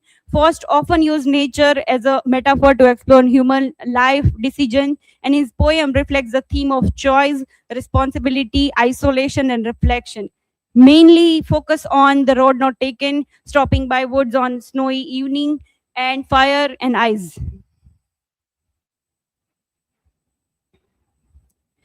Themes in Frost poetry. First is nature as a reflection of human life. We can see in his poem one a snowy evening, and second is choice and decision making. Poem like Road Not Taken explore how personal choice shapes life and identity. Next is isolation and self-reflection. Many poems portrayed moments of solitude where individual reflects on life and responsibility. Other is symbolism in everyday expression. And the last one is moral and philosophical questions. Like Frost poetry often invites reader to think about human existence, duty, and the consequences of decisions. So let's see another side. Bob Dylan as a lyrical poet. Bob Dylan is an influential American singer, songwriter known for his powerful poetic lyrics. His songwriting combined folk music tradition with the literary technique such as metaphor, symbolism, and narrative voice. Dylan's lyrics often address social justice, political conflict, identity, and human struggle. His lyrics shows how modern songwriter can be function as a form of poetic storytelling. Poetry in song lyrics. Song lyrics often contain poetic device such as imaginary, metaphor, symbolism, and narrative voice. Like traditional poetry lyrics can be expressed emotion, philosophical idea, and social contemporary. Dylan's song shows how musical language can be carry literary meaning, cultural critique. Lyrics combine rhythm, sound, storytelling, creating a poetic expression similar to writing poetry. Scholar like Strunk argues that Dylan's songwriting connects traditions, classical myth, and modern literature. It suggests that poetry can exist both in written text and musical performance as well. Bob Dylan and the Nobel Prize. In 2016, Bob Dylan was awarded the Nobel Prize in Literature by the Swedish Academy. The award recognized his creation of new poetic expression within the great American song tradition. This was a first time where a songwriter received the Nobel Prize in Literature. The decision expanding the idea that literature can include artistic form beyond traditional written text. Many critics viewed the award as a recognition of literary qualities of Dylan's lyrics and their culture influence. Argument of against decision and with decision. First is supporting the decision arguments. Dylan's lyric contains a poetic technique such as metaphor, imagery, symbolism. Scholars like Strunk argues in his paper that his songwriting represent a modern continuous of poetic tradition. And argumentations of critical and decisions. Song critic argues that song lyrics depend on music performance, unlike written literature. Other believes that Nobel Prize should be awarded to novelist, dramatist, and traditional poet. So let's focus on contemporary example like Kendrick Lamar, Leonardo Cohen, and Johnny Mitchell. This example shows that modern songwriter continue the poetic tradition similar to Bob Dylan. Frost and Dylan. Here is the comparison of Frost and Dylan. In conclusion, poetry has traditionally been associated with the written literary form represented by poets such as Robert Frost, whose works explore nature, human choices, and philosophical reflection. And the decision to award Dylan to Nobel Prize in Literature in 2016 challenged traditional idea about literature and expanding the recognition of poetic expression within the popular music. This debate highlights how the boundaries of poetry continue to evolve, suggesting that poetic expression can exist in both written text and lyrical performance as well. This is my learning outcome, and these are the references.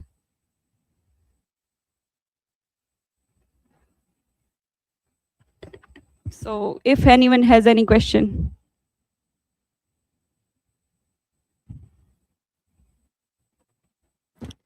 So Priyanka, my question is, if lyrics are poetry, then should all the songwriters be considered as a poets? Not all, but only those whose lyrics show strong literary qualities like metaphor, symbolism, and deep thoughts and deep meaning or themes can be called poet. And only many songs are written only for entertainment, for example, first is in Bollywood, we can Munni Badnaam Hui or other item songs, and the other side Hollywood songs like Baby by Justin Bieber is not considered as a poetry, or as well it is not for poetic expression.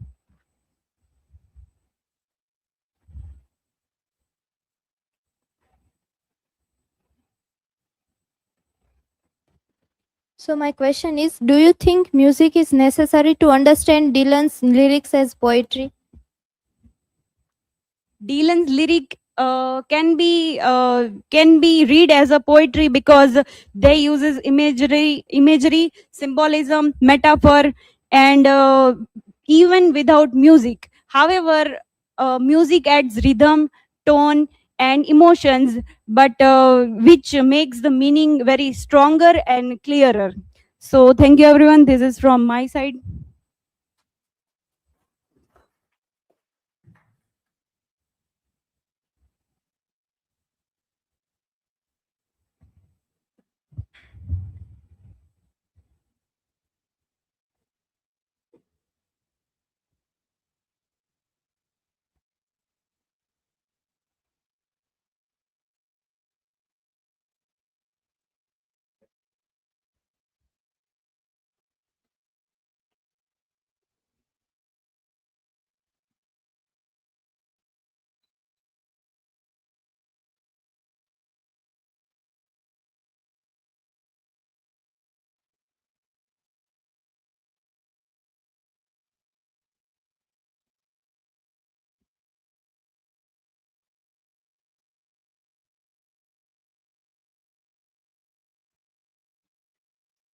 Hello everyone.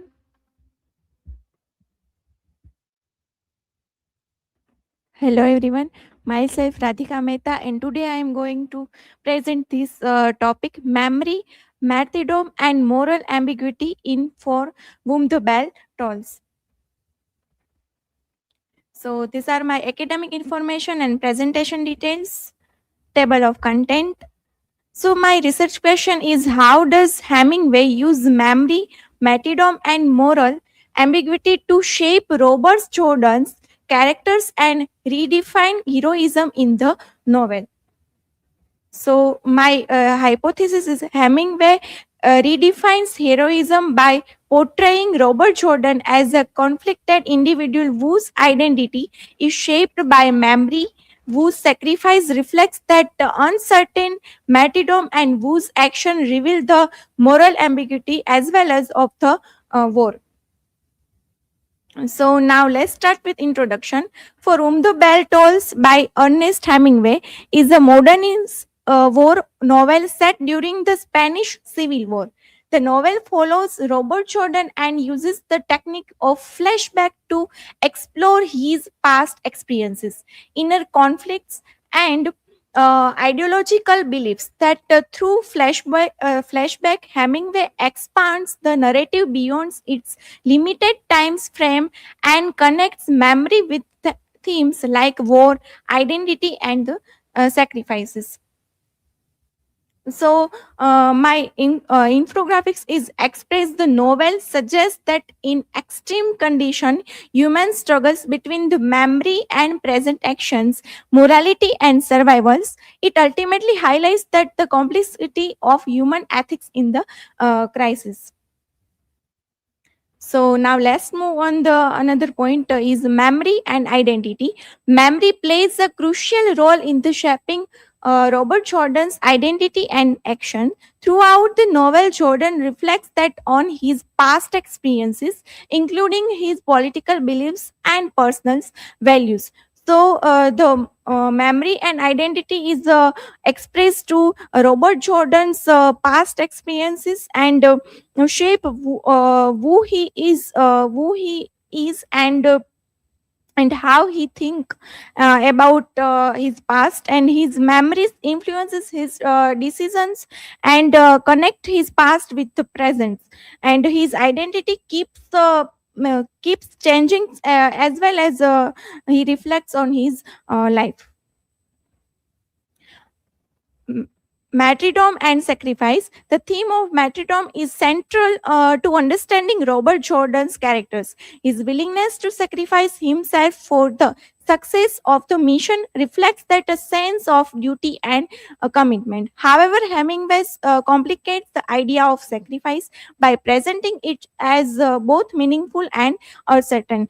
So, in these topics, I will also introduce about the Jordan is ready to sacrifice his life for his mission, and This show that his duty and courage, but the novel is also questioning about whether such sacrifice is really and has meaning or clear result about his life.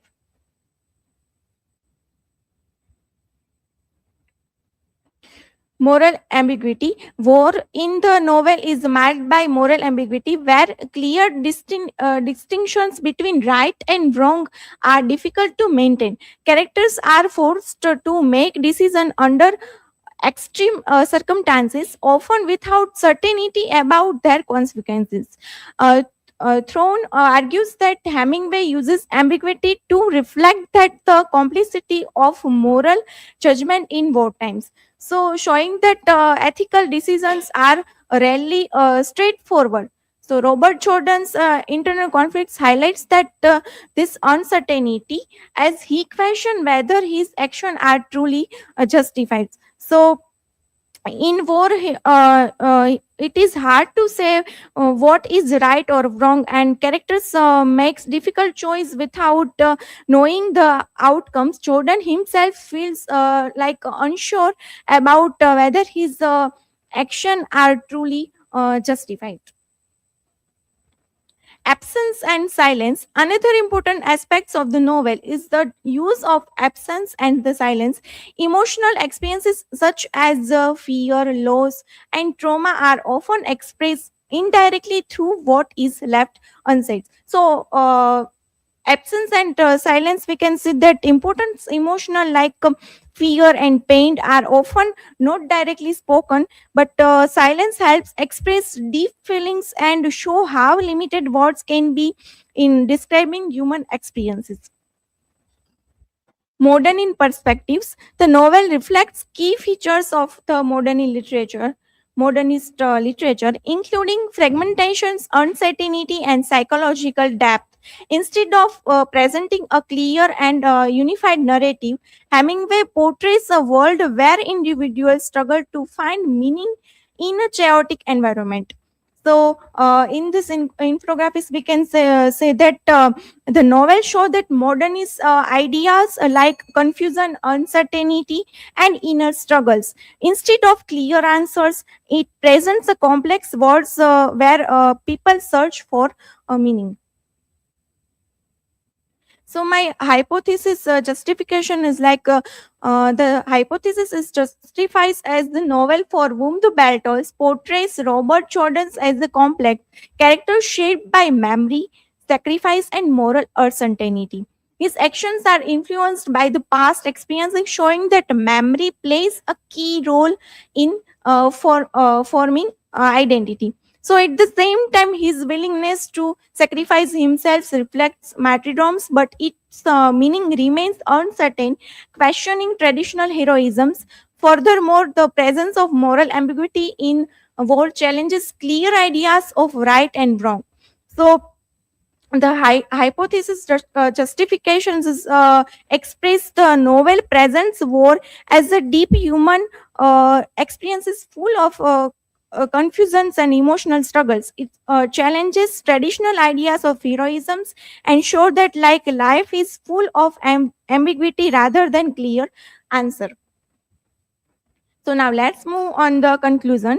In a conclusion, for whom the bell tolls offers a profound explorations of the human condition in times of conflicts. So through the interconnected themes of memory, martyrdoms, and moral ambiguity, Hemingway challenges traditional notions of heroism and morality. So in the conclusion, I also express the novel's presence war as a deep human experiences and full of confusions about emotional depth and struggles also. So it challenges traditional ideas of heroism and show that life is full of ambiguity rather than clear answering. These are my learning outcomes, work cited, and now question are welcoming.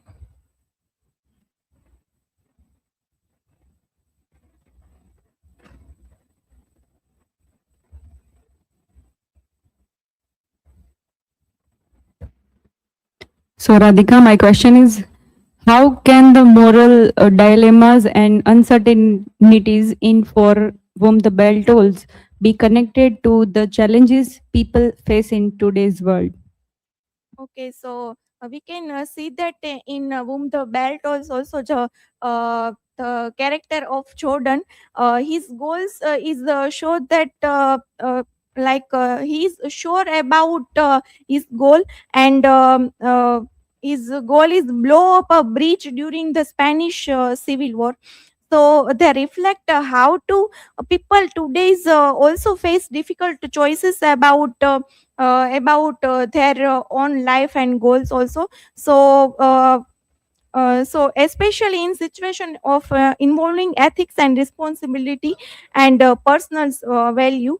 So sometimes we are also confused about to take any kind of decisions like our goals and our own choice in our life.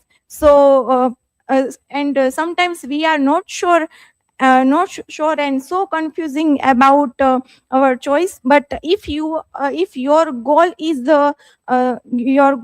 set, then you can always clear about that and confidently take a decision regarding any kind of situation in your life.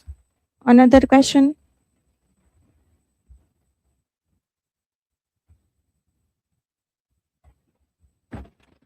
So my question is, in what ways does the novel reflect modernist themes like uncertainty and moral ambiguity in the context of war? Okay, so the novel reflect that it represents the war as uncertain, morally and complex, and also confusing. So it showed that there are no clear idea and no very too much of confusings and no clear right or wrong choices, and individuals must struggles with doubt, fear, and difficult decision in their own life. So this is from my side. Thank you so much.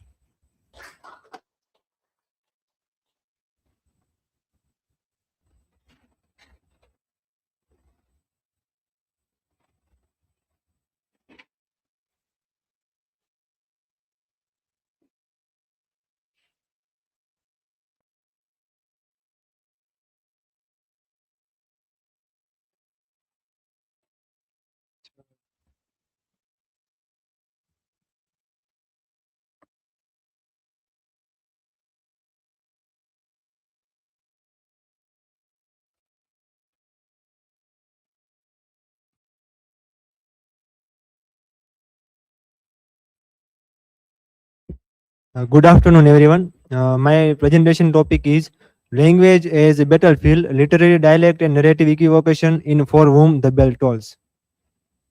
These are my academic and presentation profile. Table of contents. Research question is how does Hemingway's synthetic literary dialect interact with Robert Jordan's narrative equivocation to construct a tragedy of displacement? My hypothesis is by deliberately corrupting standard English with archaic pronouns and Spanish syntax, Hemingway creates a linguistic estrangement that mirrors his protagonist's cultural isolation. This linguistic fracture is paralleled by Jordan's internal narrative equivocation, demonstrating that the ultimate tragedy of the novel lies in the impossibility of seamlessly translating foreign realities into the American consciousness. Introduction. The departure from understatement. Uh, we know Ernest Hemingway as a famous writer who uses the technique of understatement, and we also know him about the theory of iceberg theory. But in this novel, he imparts something other. As Rogers states, for whom the bell tolls is actually highly idiosyncratic, highly stylized, a particularly mannered version of experimental modernism. It is like a dual battlefield. War acts as both a physical conflict and a linguistic laboratory for testing communication. Epistemological crisis, the tension between narrative English consciousness and the foreign Spanish reality. Here is the example from the novel. When I get highly baffled, I just talk English to hear the sound of it. its reassuring noise. This quote is from Robert Jordan, the protagonist of the novel, and he is primarily an American, an Englishman. And when he gets baffled, he just talks in English. He can't rely on Spanish. The illusion of orality. The stylized illusion. The contrast between standard English and the Spanish in English dialogue interposes a distance between the reader and other characters, thus promoting an introspective process. The TV distinction resurrects archaic pronouns thee, thou to mimic the former informal used to structures of Spanish. Elizabethan dignity. Archaism strips modern colloquialism, casting peasants as figures in an ancient epic tragedy. As we all know, the kind of language Shakespeare used in Elizabethan age was very much influenced by the ancient language like Latin or Greek, and he also used some of the phrases to convey the message of his plays. The one of the example is in Julius Caesar. He says that et tu brute, which is originally in Latin, but he uses this kind of phrases directly from the other language to impart the feeling of ancientness. Cubist Spanglish, the breakdown of translation. Spanglish stands for Spanish and English. Layered perspectives. Hemingway synthesizes Spanish grammar with English vocabulary, flattening multiple linguistic perspective onto one narrative plane. The unattainable. The fractured grammar makes profound emotional intimacy impossible to convey seamlessly, creating a barrier of expression. We all know that English in itself is cannot convey everything that we want. Failure to coerce. Jordan's mind shifts frantically across languages, proving that no single tongue can hold the weight of his experience, which is of war. Take dead, mort, muerto, and Todd. Todd was the deadest of them all. War, guerra, guerre, and Craig. These are the same words for what we call in English war. Robert Jordan uses all these words to convey the feeling of war. The mechanism of defamiliarization. Phonetic semantic shifts. The linguistic conventions serve as a springboard into undefined or the unfamiliar and foreign, preventing the reader from defining the language too precisely. Spanish concept is mucho cabello, and its literal English translation is much worse. The effect conveys the crude, primitive vigor of the Spanish original, even while remaining nonsensical in standard English. We cannot get any sense from this Spanish concept, but we get ambiguity. And in the result, the reader encounters the text objectively, aware of the linguistic barriers between the narrator and Spanish world. The narrator here is the internal monologue kind of things from Robert Jordan, and the Spanish world is that of gorilla band, which is there in the mountains. The aesthetics of censorship. Hemingway bypasses 1940s censorship by using unprintable language as a deliberate literary device, forcing reader participation. Falling the void. The reader must imagine the missing vulgarity, transforming commercial restraint into active co-authorship. Go to the unprintable and unprint thyself. But do you want me to tell you something of service to you? The translation paradox. The original text in English and the translated text, example Spanish. There are some ambiguity in translating the original text of English into Spanish, because there are many words or phrases directly incorporated in the English version by the author himself. The shape of equivocation. At the end, Robert Jordan cannot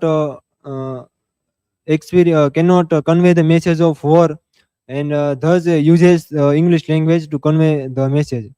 Hemingway abandons his understatement for this novel, and aesthetics favoring Robert Jordan's explicit, often tedious internal monologues.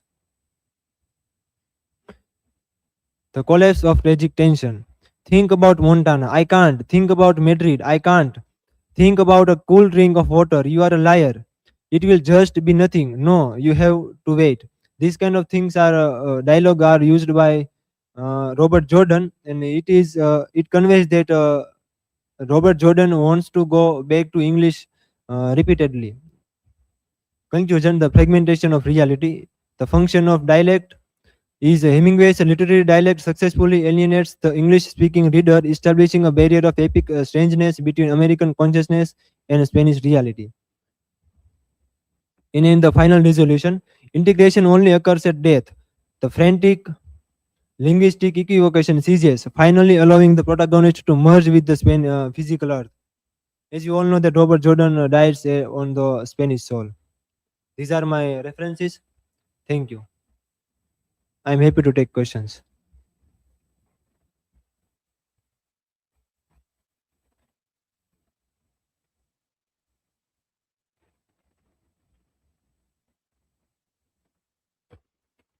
So my question is, why did Hemingway choose to outdate Elizabeth pronouns like thee and thou for the dialogue of 20th century Spanish peasant?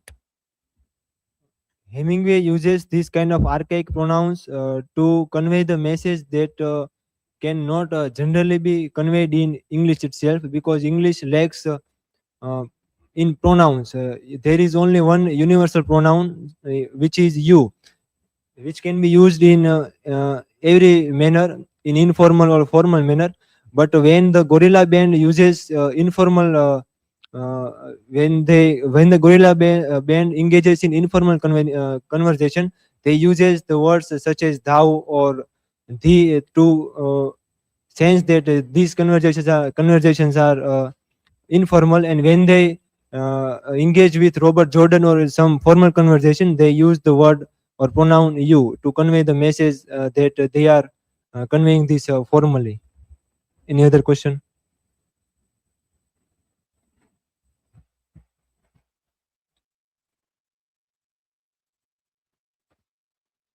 So, Sagar, you mentioned the phrase cubist Spanglish from Gayle Roger. Can you explain in detail what makes this language cubist? This phrase is from the article Cubist Spanglish. Spanglish stands for Spanish, the merge of Spanish and English, and that Cubist comes from that idea of 20th century painting, which was pioneered by Pablo Picasso, in which he presents the painting in a manner in which you can see all the sides. And in this text, Hemingway uses many languages to convey the same experience of war in many languages and engage with the reader with so many angles. Thank you, everyone.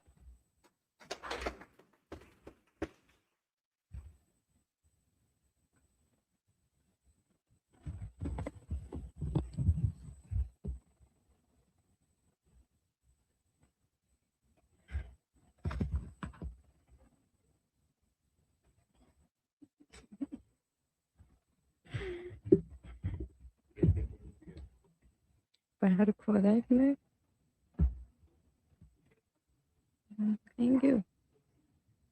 Thank you. My slideshow.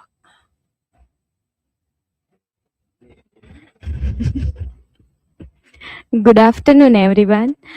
Today's my presentation topic is Transcendentalism and Indian Knowledge System, a comparative critique of modernity, rationalism, materialism, and institutional epistocracy. Here is my academic and presentation details, table of content. My research question is how does transcendentalism in Indian knowledge system challenges the dominance of modern Western epistemology rooted in rationalism, materialism, and industrial authority, and how do they contribute to a more plural and inclusive understanding of knowledge. Hypothesis.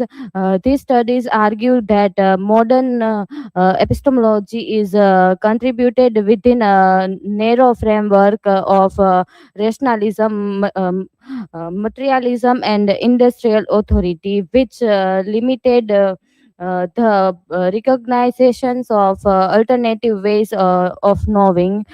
In a contrast, transcendentalism and Indian philosophy tradition forces institutions, spirituality, and experiential understanding as a valid epistemic sources. Introduction. Transcendentalism and Indian philosophy offers alternative way to understand knowledge compared to modern system. Modern knowledge mainly depends on rationalism and institutional authority, where truth is accepted through logic and academic validation. Because of this, many non-Western knowledge system are often ignored or seen as less important, and knowledge is shaped by power and institutions. In contrast, Ralph Waldo Emerson, Indian philosophy emphasizes institutions, spiritual insight, and inner experience as a valid source of knowledge.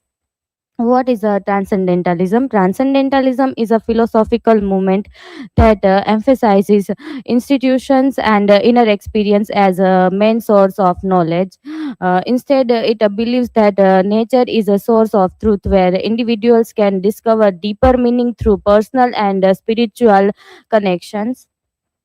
Thoreau and anti-materialism. Henry David Thoreau criticized industrial modernity by questioning the idea that progress is only about technology and economic growth. He shows that modern society focus too much on material success, ignoring deeper human values. uh, Indian knowledge system understand knowledge through the concept of parmana, which means a different way to knowing truth. This includes perceptions, inference, and testimony as a valid source of knowledge. Unlike a Western system that mainly focus on rational logic, Indian philosophy expect multiple way of knowing, including experience and tradition. This makes it a broader and more flexible approach to understanding truth and reality. Indian epistemology. Indian epistemology develop a structured theory of truth and knowledge, showing that it is not only spiritual but also highly logical. The Nyaya tradition and tradition in particularly focus on reason, logic, and progress of validating knowledge. Through this system, Indian philosophy offers a alternative epistemic framework that beyond Western models, combining logical analysis with a broader way of understanding truth. Critique of modernity. Modernity is based on rationalism and the idea of a universal truth, where knowledge is expected to be objective and same for everyone. However, alternative tradition like transcendentalism and Indian philosophy challenges this view by showing that knowledge can be drives subjective and shaped by different experiences. Postmodern perspective. The postmodern perspective argue that truth is not fixed or universal, but changes depends on context and interpretation. It suggests that knowledge shaped by discourse, meaning that language and social system influence what we understand as a truth. Industrial epistemologies. Knowledge is often controlled by academic institutions, which decide what content as a valid and legitimate knowledge. As a result, as this creates needs for epistemic diversity where different way of knowing are recognized and valued equality, allowing for a more inclusive understanding of knowledge. Conclusion. Modern epistemology is limited because it depends mainly on rationalism and industrial authority, which often include other way of knowing. A comparative approach bring together transcendentalism and Indian philosophy helps depends our understanding of knowledge by showing alternative perspective. Knowledge must move beyond institutional and rational limits towards a more plural and global epistemology. This is a infographic to present my whole presentation. Learning outcomes, references. Thank you. Now, anyone have any question?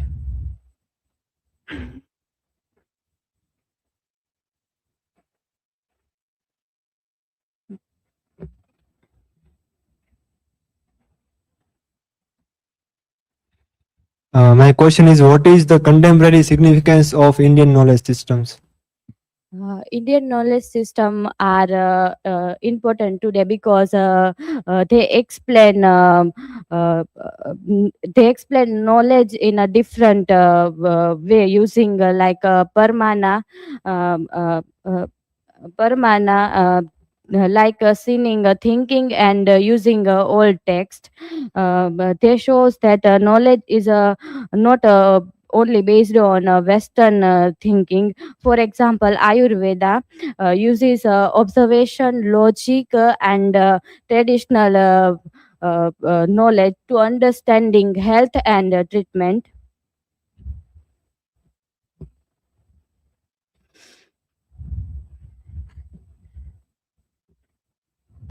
So my question is to you, Sandhya. How does transcendentalism relate to modern issues like materialisms and technology? Transcendentalism, especially in the idea of Henry David Thoreau, he criticized too much focus on material things and institutional growth in today's world where technology is material. Today's technology and also in a material success are very important. This idea are still relevant.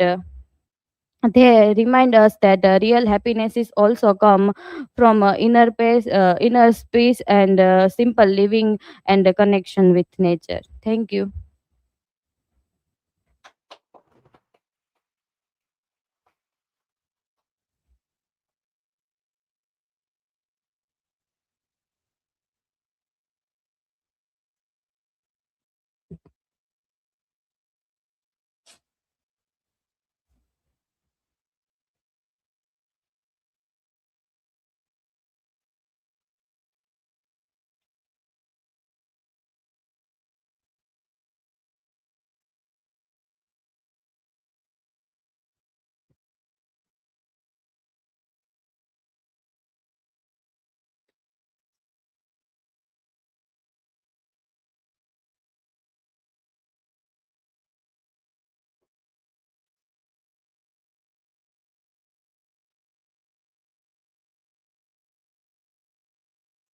Hello everyone. Today's my presentation's topic is the myth of individual choice from Frost the road not taken to the hostile culture. Here is my academic detail and presentation detail. Here is the table of content. And my research question is, does the road not taken celebrate autonomous individual choice or does it expose the mechanism by which such choice is constructed as the retrospective myth? And the hypothesis of this presentation is the poem's contradiction anticipates the ideological operations theorized across all sources. Self-deception governs subjectivity, meritocratic myth, and purchase labor without the sincerity those formatting require. In the introduction, almost everyone gets it wrong. The popular and misreading of this poem. On the word for world basis, it may be the most popular piece of literature ever written, by an American. The poem signature lines appear in over 2,000 news stories and 400 books titled by author other than Frost. Frost, intended as the gentle jest at Edward Thomas, indicates yet its irony was missed even by the Thomas himself. The folk frost described by the frost, the passing there had warned them really about the same, and both the morning equal lay in leaves, no step at Thornbeck in the frost line. I shall be telling this with a sigh, the manufactured story of choice. The poem isn't salute the can-do individualism. It is commentary on the self-deception we practice them constructively the story of our own lives. The speaker admits in the poem that roads were really about the same in line 10, yet predicts he will claim the one less traveled by, anchoring the lies before he tells it. Frost repeated I in the final stanza signals uncertainly regarding the I that is being asked to fill the gap between the choice and the project future. Finger confirmed Frost himself shifted reading by 1962. He reads it as the autobiography, demonstrating the poem's mechanism working even on its own author. The tyranny aspects of choice, post-industrial self-making and its cost. Choice brings a sense of overwhelming responsibility into play, and this is the bound up with a fear of failure, a feeling of guilt and anxiety that regret will follow with we have made a wrong choice. In Frost's poem stage, idealized choice condition exactly one traveler, two options, no other people, no culture, no moral pressure. The poem side, the speaker anticipated tone, age and age's hands perform exactly this anxiety. Choice as a burden narrated as a triumph. A hyper-responsible self. Self-help literature as a liberal governance. Self-help literature which exalts the individual over the social is elaborately consistent with the political rationalism promoted in advanced library democracies. Rimke's Foucauldian analysis shows self-help production citizens who are governable, predicable, calculable, classifiable, self-conscious, responsible, self-regulation, and the self-determined. The poem circulated inside this apparatus deployed in the Pax Bachelor graduation speech and motivated poster. It authorized the injunction that brave deviation produces success. Here we can see the self-help books, the institutional home. Between 1991 and 1996, US self-help book publication increased by nearly 100%. Frost's poem appear in over 400 books titled. Risks and the responsibility must be borne solely by the individual. Precarity and the hustle subject.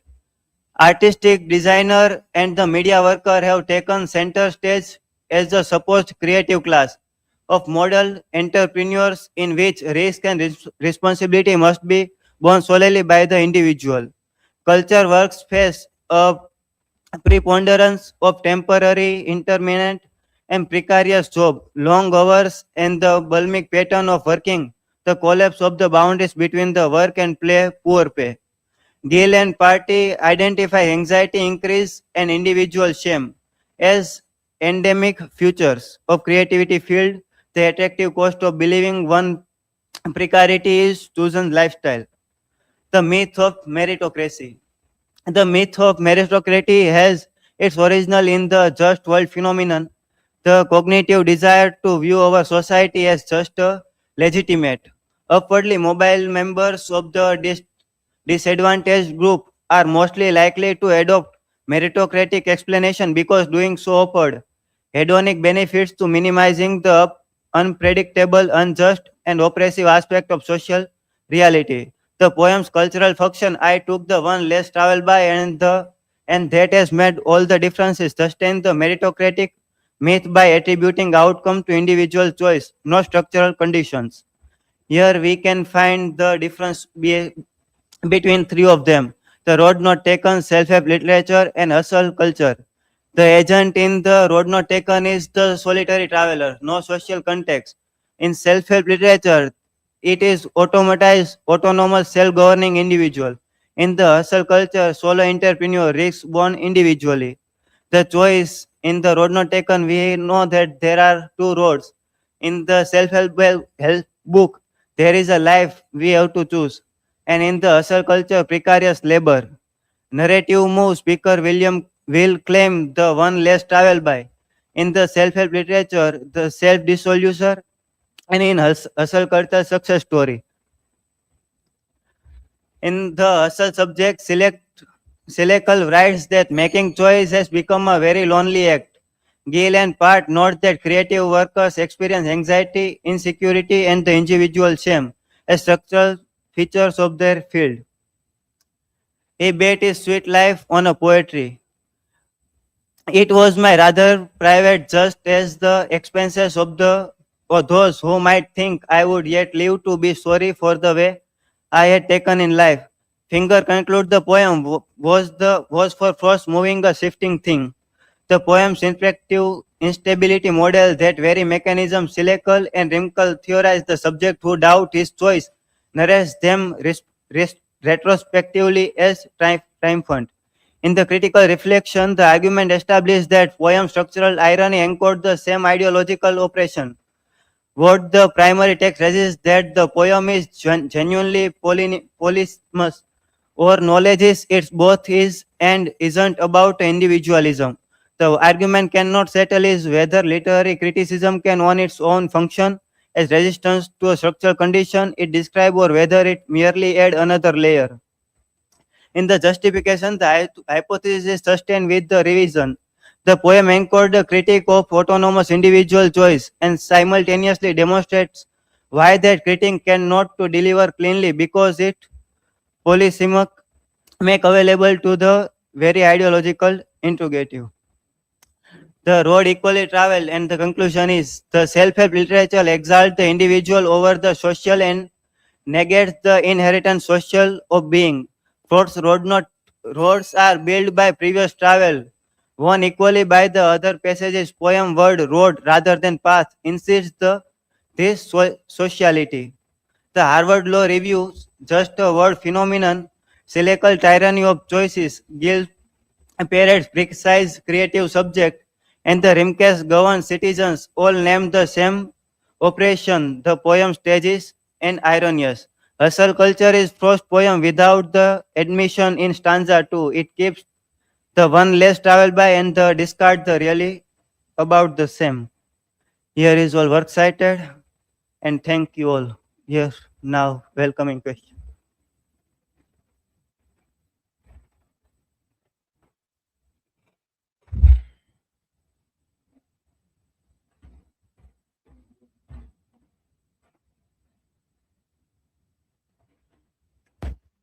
My question to you, how does modern influencer culture on a platform like Instagram and YouTube amplify the myth of individual choice and structural erase? If we see in the presentation, the hustle culture and modern media influencer, they discarded, they only showing that all they break their wealth is comes from their hustle, like they wake up at the 5 a.m. and working hard. But if we see the real is their parents are very wealthy so that they can time pass on social media and and collect the wealth, and because of them the real hard worker who work whole day and night but failed to collect wealth, they shamed themselves and they discarded the structural eraser.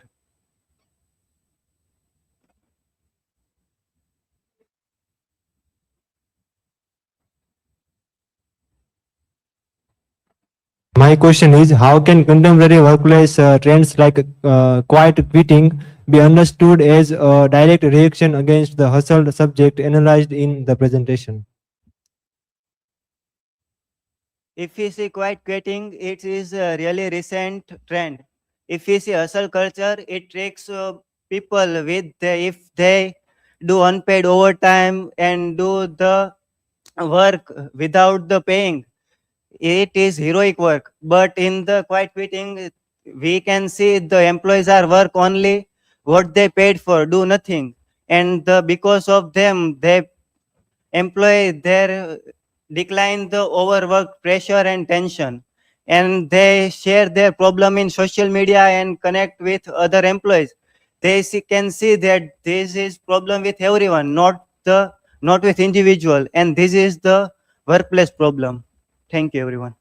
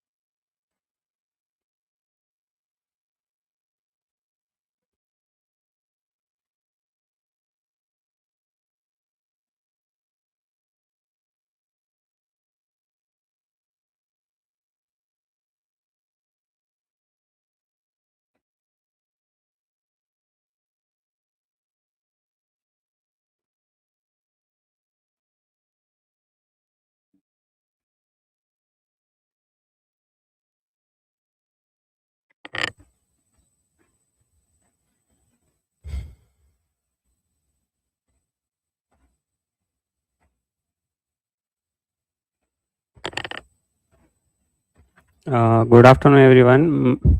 My name is Chauhan Siddharth. My presentation topic is phenomenology, addiction, and the modernist wasteland in long days journey into night. Personal details and academic details. Table of contents. Introduction. This slide discuss important critic view. Stephen Black argued that the play saw the full failure of understanding to overcomes addiction. Potter discussion it as a modernist wasteland where the past stronger control the present. Introduction, the idea of the glance where characters judge and control each other through observation. This perspective help us understand the deeper meaning of the play. Research question and hypothesis. Research question, to what extent do the tyrants internal psychological defense and external glance create an inescapable cycle of tragedy? Hypothesis, the play demonstrate that linguistic, chemical, and visual medication such as morphine, alcohol, and the fog function as additional ego defenses that provide temporary coherence, but ultimately prevent familial healing. Literary review. The Black argue play so the failure of understanding to overcomes addiction. Potter described it as a modernist wasteland where the past strongly controls the present. MacDonald introduced the idea of the glance where characters judge and control through deeper meaning the play. The modernist wasteland. The idea of the modernist wasteland, the past is a not in the play. The past is a not spirit from the present. It continues to affect the characters. Mary's statement that the past is the present. So this clearly the family is haunted by memory, and their suffering is a result of their history. This creates structure and logical tragedy based on cause and effect. The failure of understanding. the limit of understanding the tyrants and intelligence and aware. They cannot solve their problem. They repeat cycles of blame, denial, and conflict. Edmund view of reality shows a shift from spiritual to scientific thinking. The play ends without resolution, reflecting Freud idea of repetition, where people repeat harmful patterns. The warfare of glance, how vision of observation create conflict. Family member constantly watch and judge each other, especially Mary. These create a feeling of surveillance with the home. According to McDonald, being watched cause shame and loss of freedom. The glance becomes a tool of control, turning the home into a space of emotional imprisonment. Uh, intersection, the function of the fog. The symbolic role of fog. The fog act as a anti-glance, a hiding character from judgment. It function like a psychological defense similar to alcohol or morphine. For Edmund, the fog create a spirit reality where he can escape truth. The fog represent both protect and illusion, helping characters avoid pain, but also preventing healing. Conclusion, the play reveals that knowledge and awareness do not argue guarantee control our life.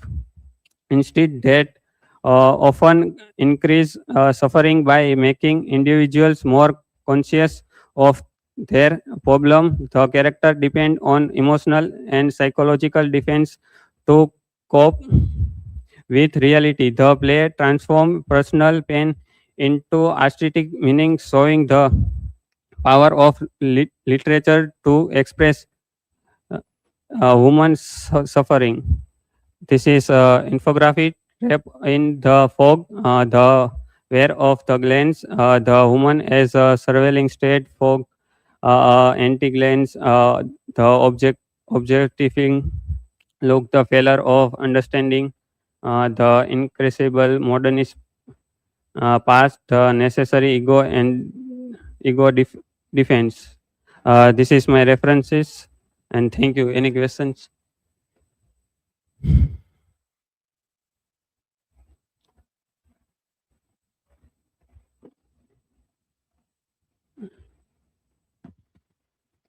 My question is, what is the symbolic and psychological significance of the fog in the play's phenomenological framework? The fog represent both consumental and Protestant, allowing character to withdraw from Earth's reality, act as anti-glance, slide individuals from judgment and surveillance at the same times, in contribute to confusion and detachment from truth. From example, Edmund finds solace in the fog, describing it as a space where he can exit outside pain, reality, and expectations.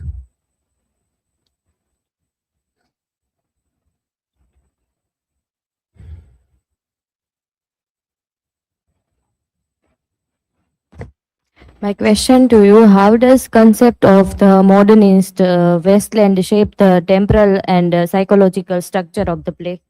The play constructs the past as an active operative force rather than a distance force memory. This create a deterministic structure where present suffering is rooted in unavoidable historical cause. The character are trapped within a continuous cycle of memory and consciousness. From example, Mary's statement, this past is the present, shows how her early life choice permanently shape her current addiction and despair. Thank you from my side.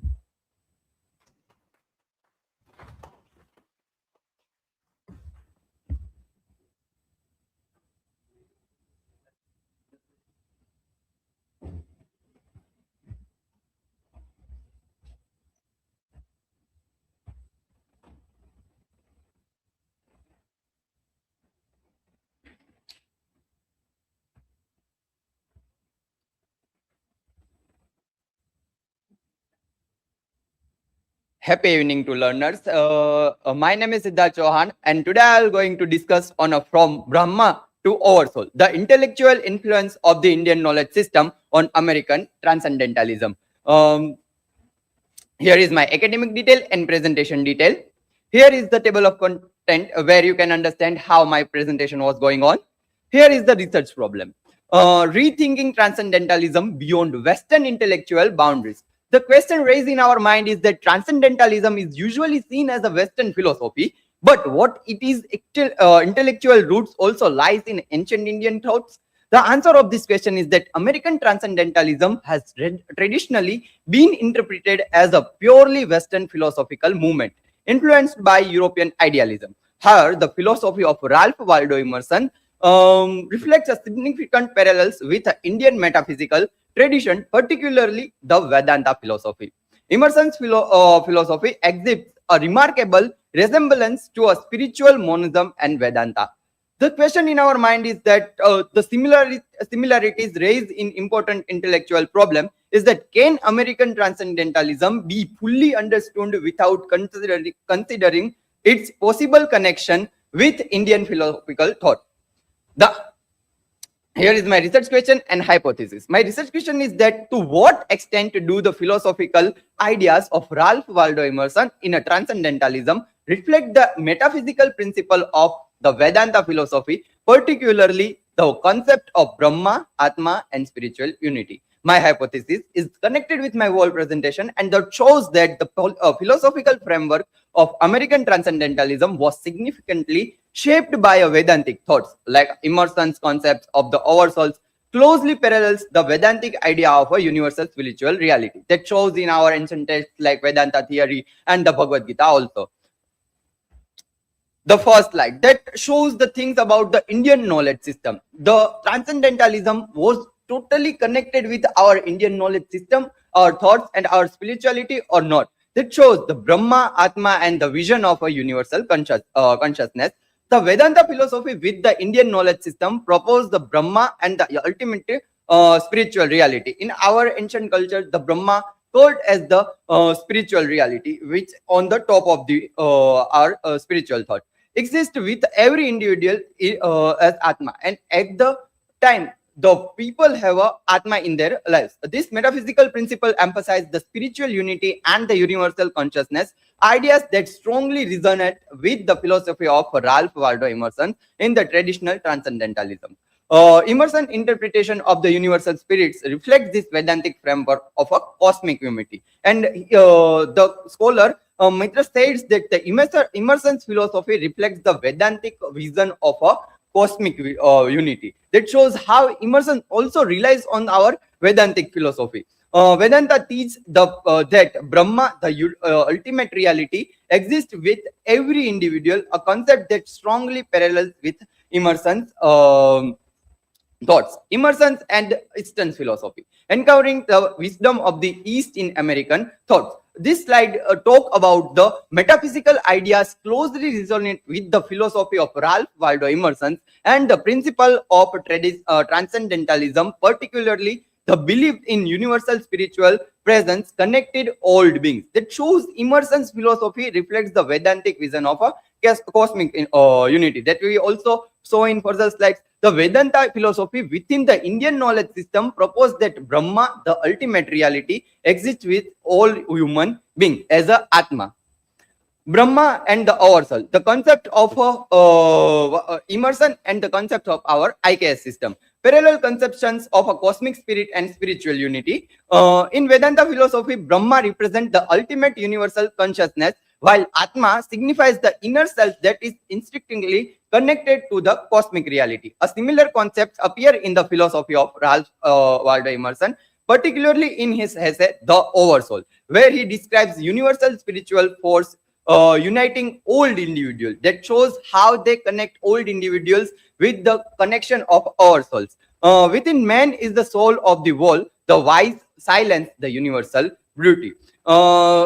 This quotation shows how man have the beauty of a silence and how it interconnected with the whole concept of oversoul.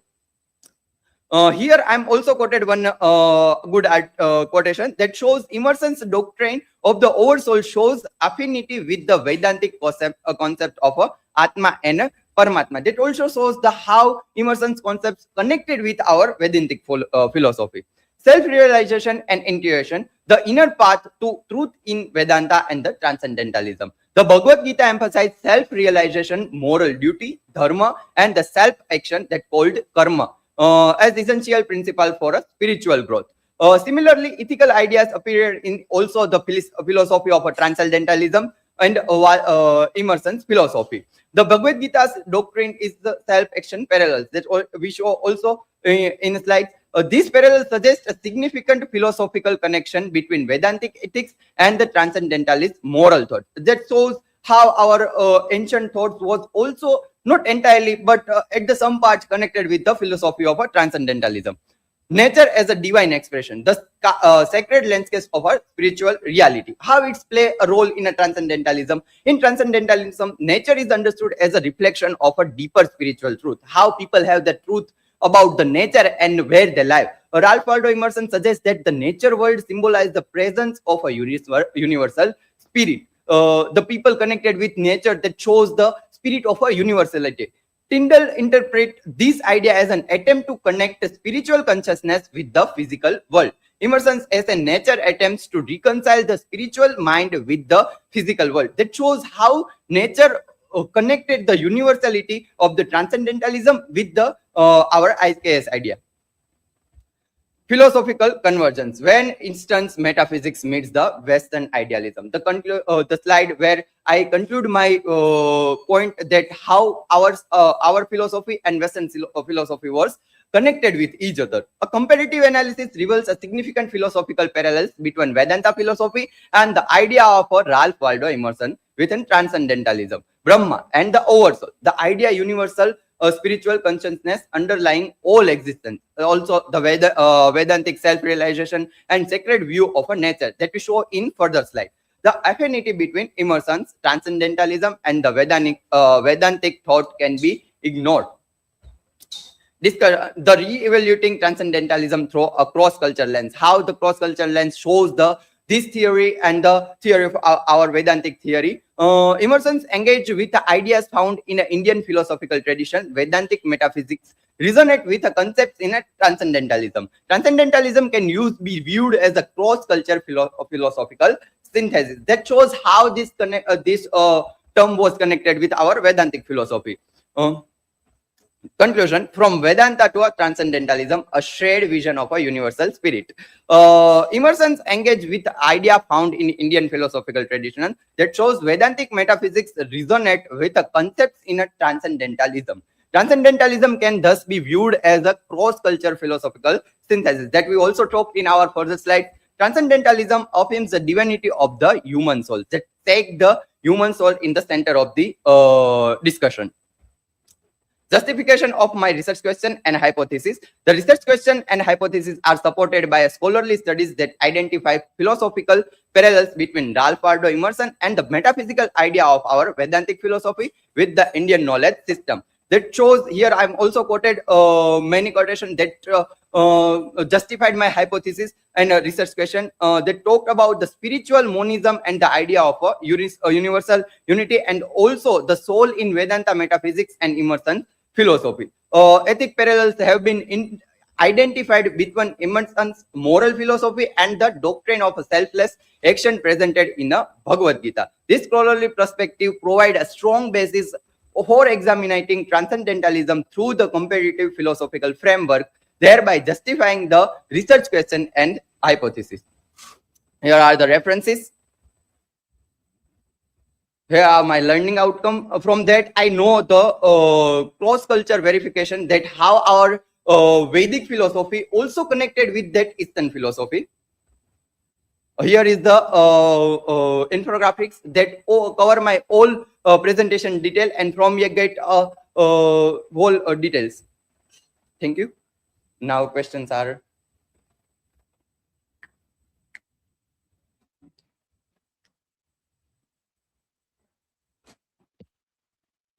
My question is, if Emerson's concept of the oversoul closely parallels Vedantic idea of Brahma, can American transcendentalism still be considered an entirely Western philosophical movement? Good question. We cannot say that the entirely transcendentalism connected with our Western philosophy, but at sometimes we can say that the concept of oversouls and other concepts that also connected with our Vedantic philosophy. So at that time we can say that. Another question.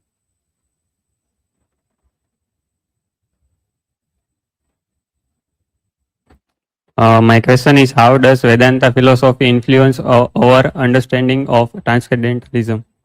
The question of this answer is that the key figure of a transcendentalism is the Ralph Waldo Emerson, that also also influenced by our Vedic philosophy and the Bhagavad Gita philosophy. So we can also get a new thoughts and insights from the Vedic philosophy. So that is from my side. Thank you.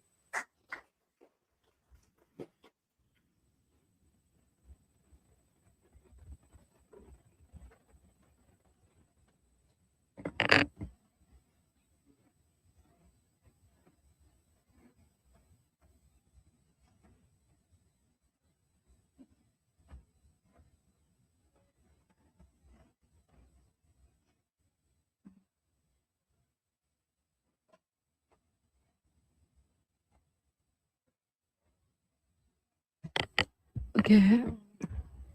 So, hello everyone, myself Siddhiba Gohil, and my today's presentation topic is inherent guilt and archetypal conflict in Kafka's Brief and then Winter and to O'Neill's Long Day Journey into Night.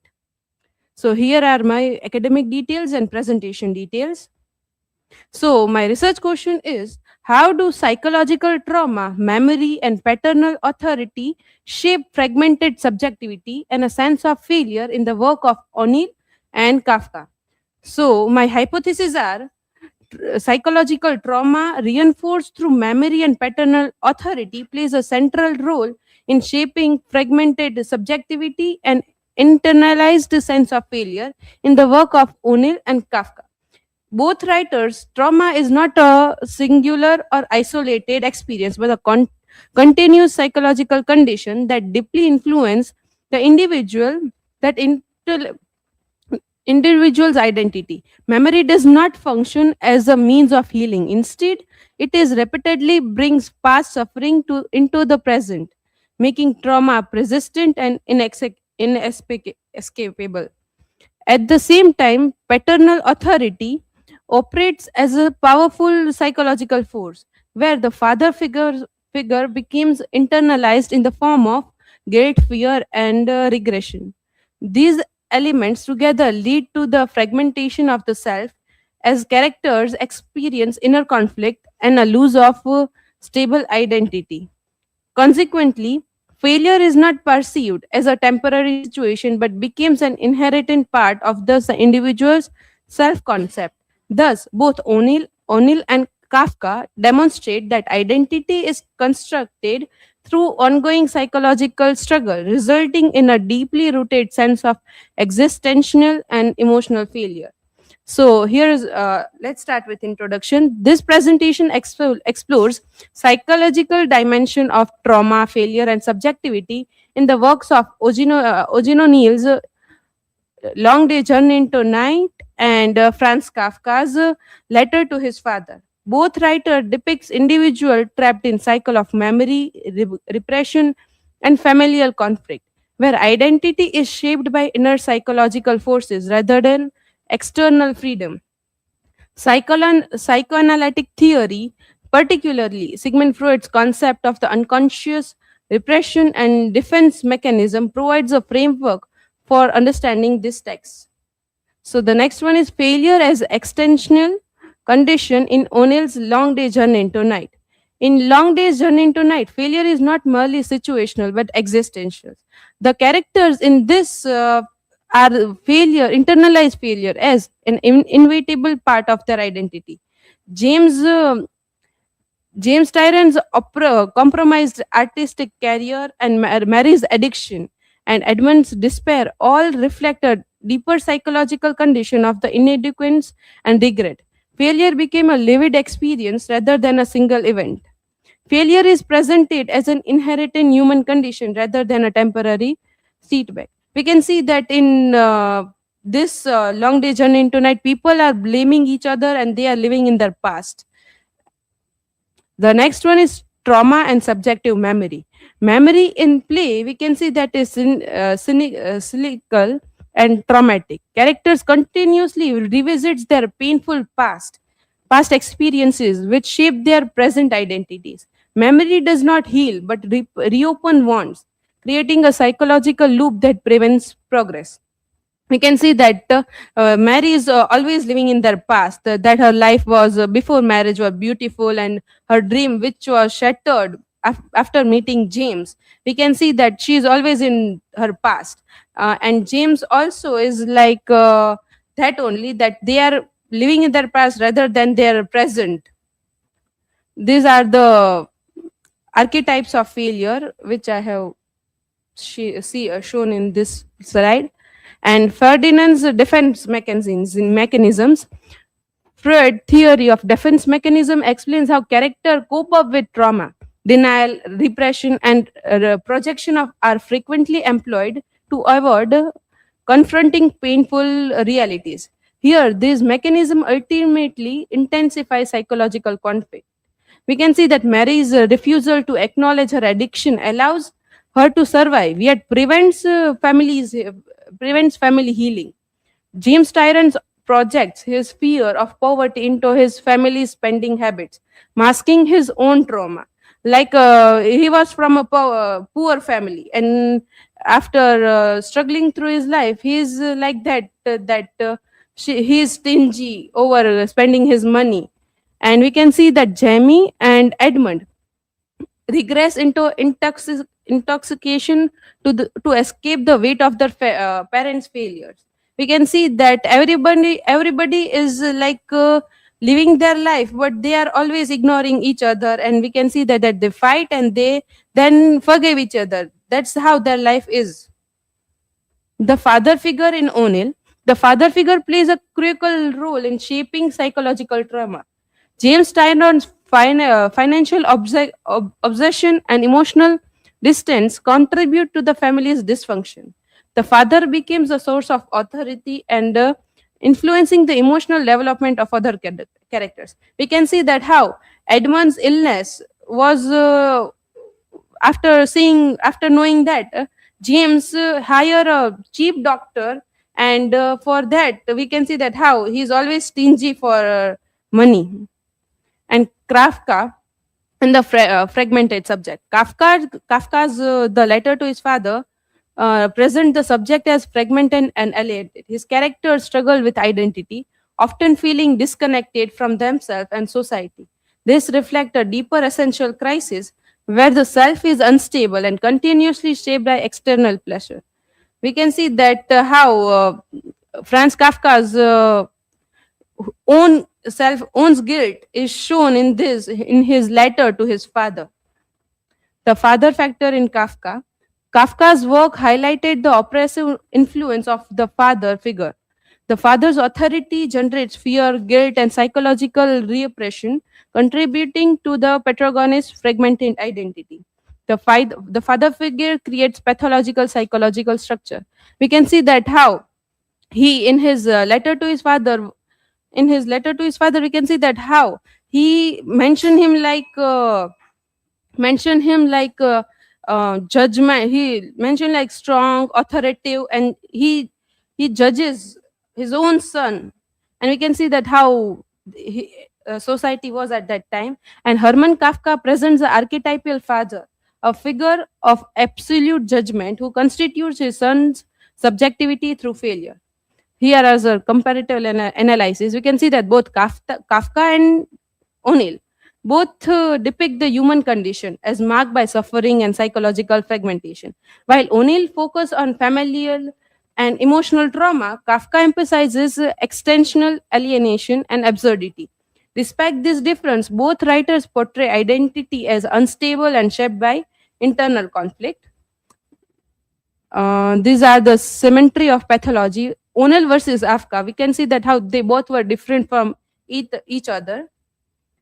Justification of hypothesis is that the hypothesis is justified by examining how psychological trauma, memory, and paternal authority function in the work of O'Neill and Franz Kafka. In Long Day's Journey into Night, trauma originates within the family structure, and is continuously reproduced through memory. We can see that how characters are unable to escape their past, and we can see that how their healing process is not as recurring psychology wounds. They are always reopening their wounds by living their past. And in Kafka we can see that Franz Hermann's influence on Franz Kafka, and how his self negotiation trauma is seen in it. Conclusion. Thus, to conclude, both O'Neill and Kafka reveals the complexity of human psychology. Their works demonstrate that identity is constructed through trauma, memory, and repression. Failure becomes a defining aspect of existence, and literature serve as a medium to explore their unconscious mind. We can see that in their mind, we can see through their work that how their mind was and how they were living at that time. So here are my references, and thank you. Questions are welcome.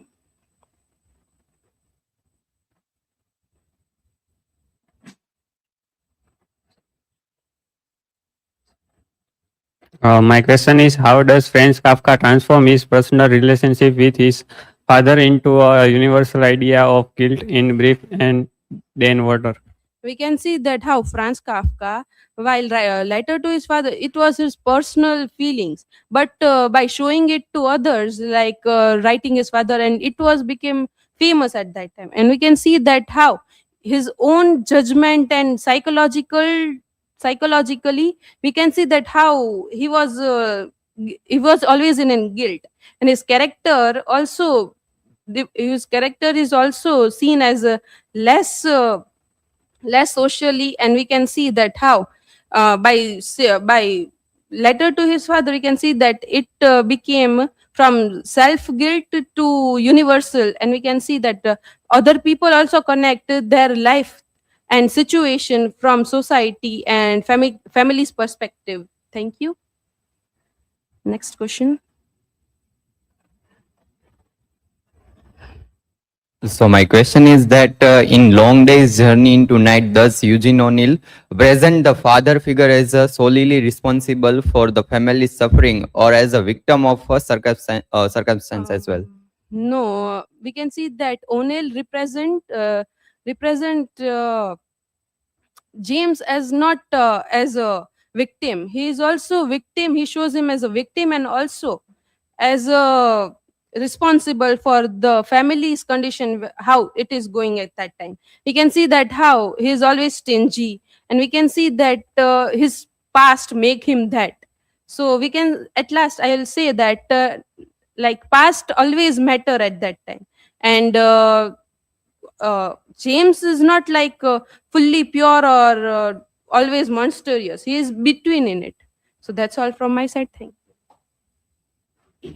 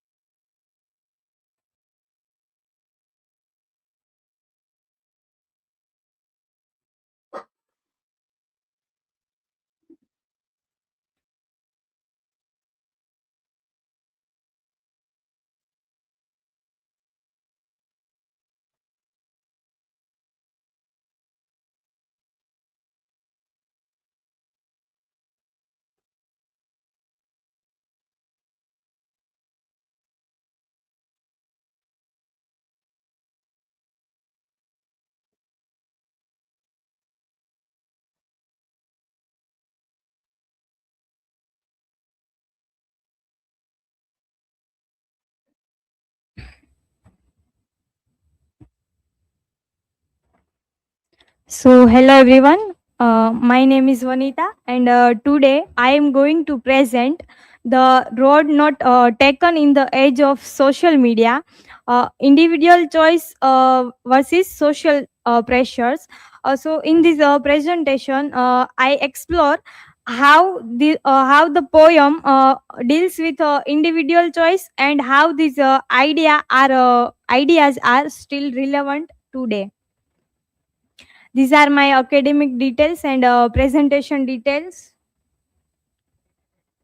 Here is a table of contents. My research question is that to what extent does social media influence individuals' life decisions compared to the independent decisions making, suggesting in Frost's poems. And my hypothesis is that Robert Frost's The Road Not Taken suggests that individuals value independent choices and personal paths.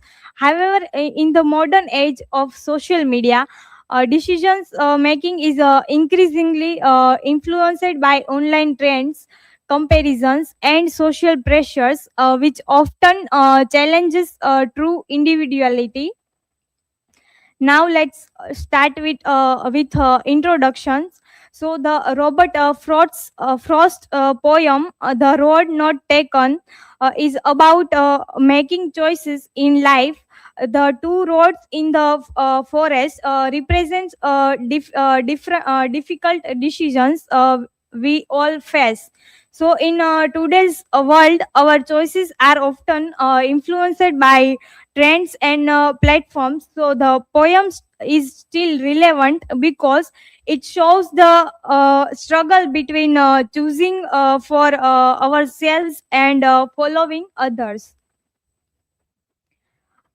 Symbolism of the two roads. So here I am explaining the symbolism of two roads in the poem. So the speaker says that two roads diverge in a yellow wood, and sorry, I could not travel both. So the two roads stand for different choices in life. So when the speaker says he cannot travel both, it shows that every decisions means giving up another option. So this is a very decision making. This is why decision making is difficult. We always feel uncertain. So Frost use nature to express this idea, but the roads actually represent deeper things like our goals, values, and life directions. Individual choice in poetry. This slide talks about individual choice in a poem. So for Frost shows how people struggle between being unique and following society. So in the poem, speaker says, "I took the one less traveled by, and that has made all the difference." So in the poem, speaker says he choose the less traveled road, which sounds like a symbol of individuality. But the poem also makes us think where the two roads really different.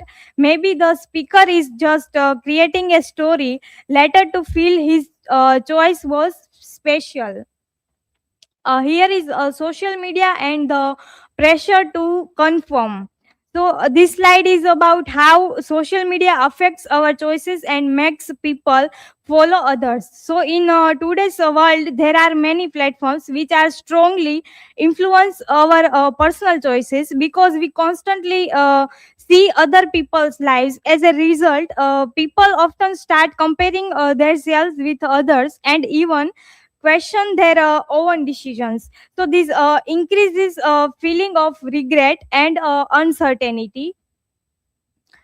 Interpreting life choices in the digital age. So this slide explains how people interpret their life's choices, especially in today's digital age.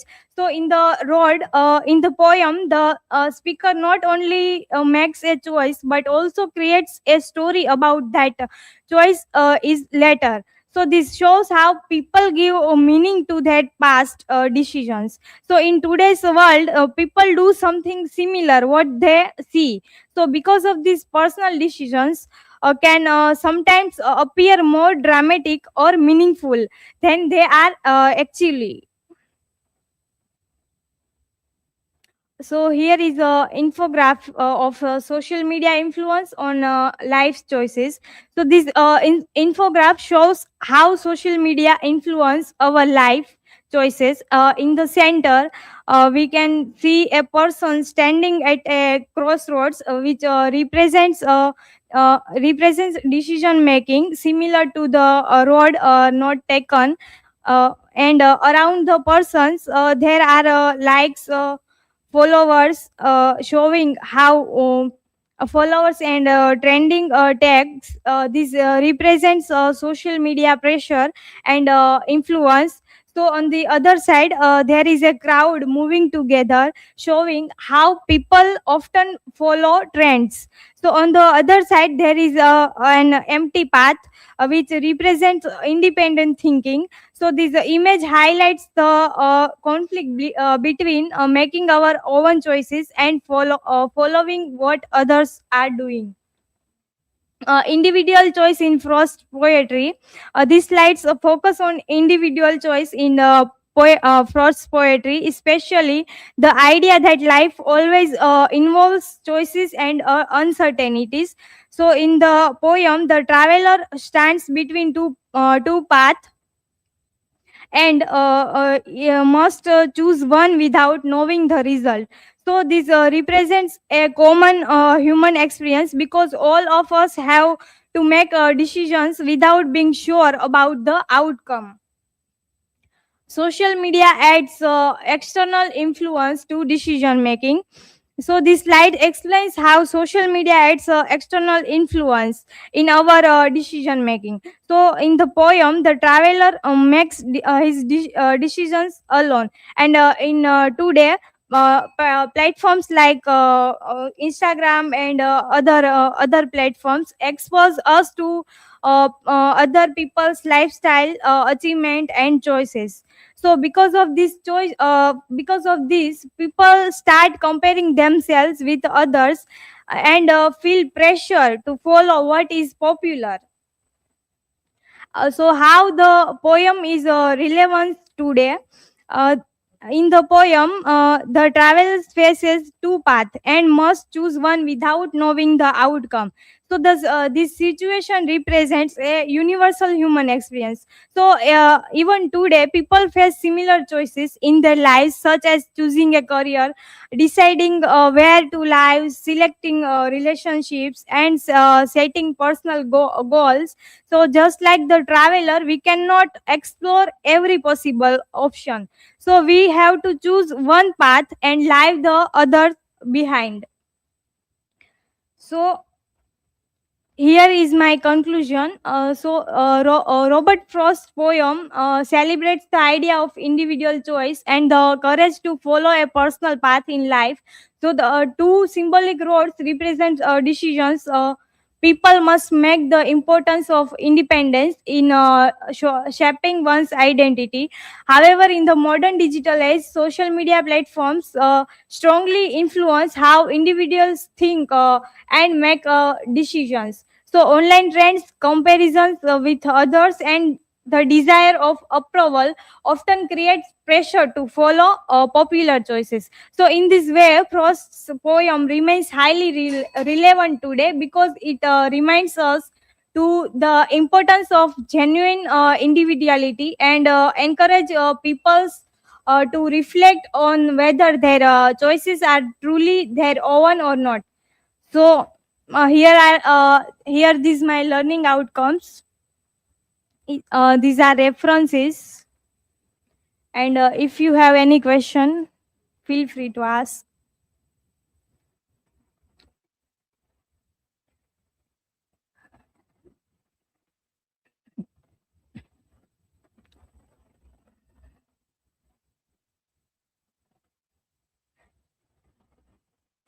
So my question is, can following the trend sometimes be useful? Yes, sometimes following trends can be useful. They help us to discover new opportunity and learn from others' experience.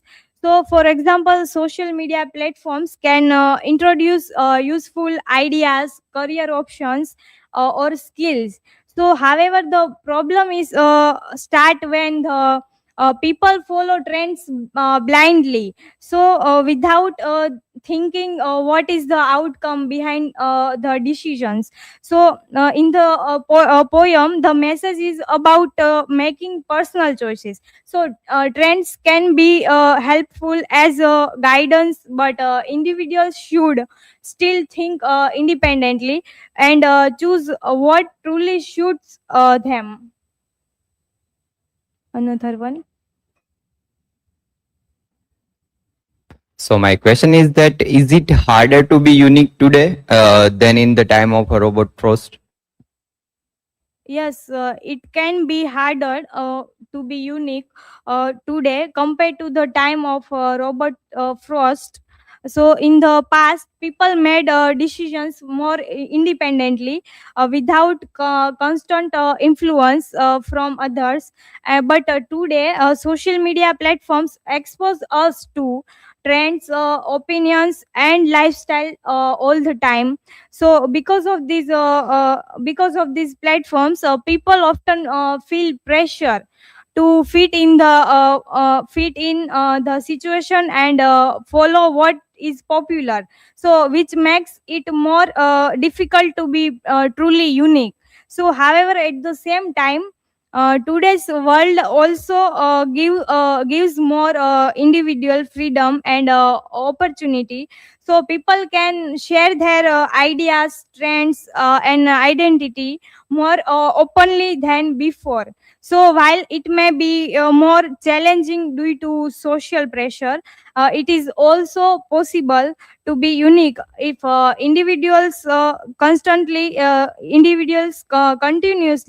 choose to think independently, just like the road not to taken. So thank you. This is from my side.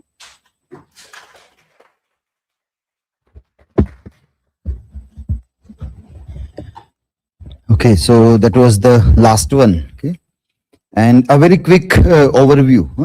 Some of you have started utilizing the integration part of resources. So today we have seen in Kruti's presentation, Mulraj, Nidhi, they have integrated the quotations and the resources which is directly used. The others are still paraphrasing from the source but not integrating properly. But some of you have started doing that also. Another thing, when you see this last question, when we study, what we come to know is something like T.S. Eliot has said in The Westland, the mythical technique, which helps us understand that whatever is happening is not happening first time. It is a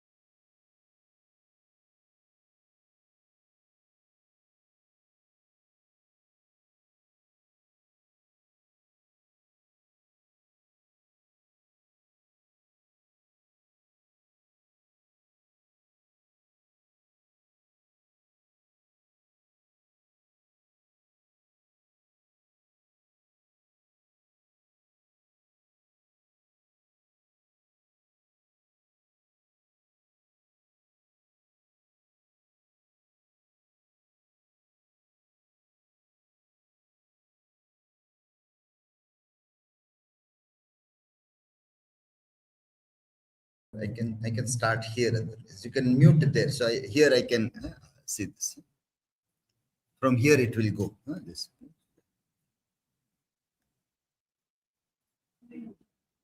No, fine. From here I will see this.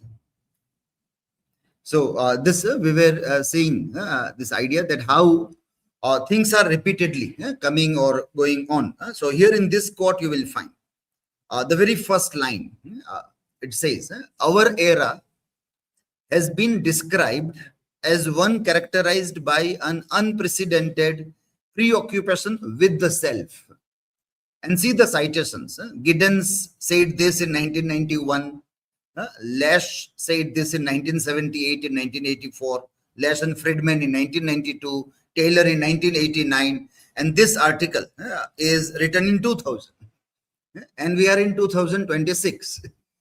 So how the same problem people keep on repeating. So that is how you can answer that. What we see as today's problem is not today's problem. It was always there. It was always there. That's how that understanding we get from reading articles or reading or any education is this, that how we get educated about what is going on. So nobody can fool us by saying that this is happening first time. This idea first time is a very mesmerizing idea. You will see lots of political discourse that this is happening first time. Yeah, so and so PM is given this award first time. This never happened earlier. This is first time. So how you can break this first time idea? There is nothing like first time. But when you have a reading, then you have that understanding that this very language of first time is to fool people. Yeah, things are always repeatedly happening. And that is how this article also tries to refer to that, and other literatures also that we study tries to say the same thing.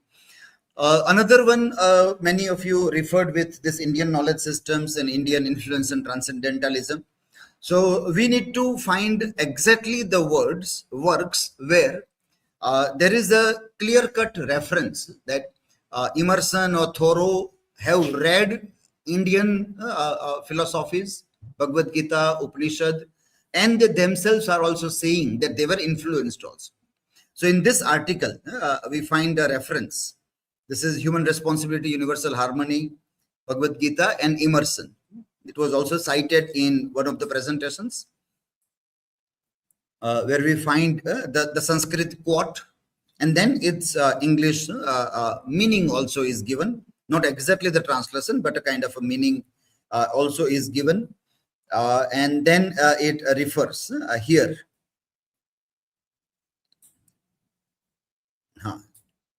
So this line, like studies comparing Emerson's transcendentalism and Indian philosophy point to a strong connection.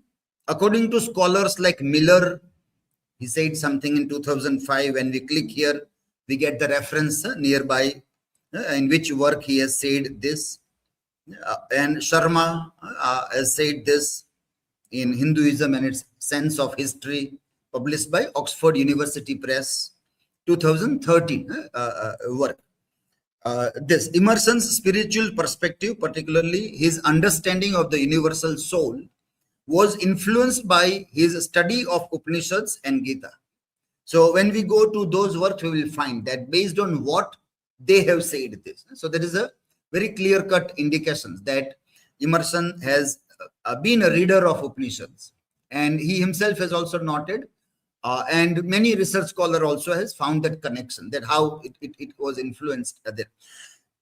And because Upanishads and Bhagavad Gita is an older text, transcendentalism just happened 150 years ago or 175 or likewise, and this has a history of 1000 years. So it obviously comes that the former idea has inspired the later people or influenced the later people, but the strong link, some articles we have to find to connect those things also. Okay, so with this, by and large, the things were quite okay with all other presentations. Okay, and today let us end. Tomorrow we have a break, and Monday we will have our another session of presentation.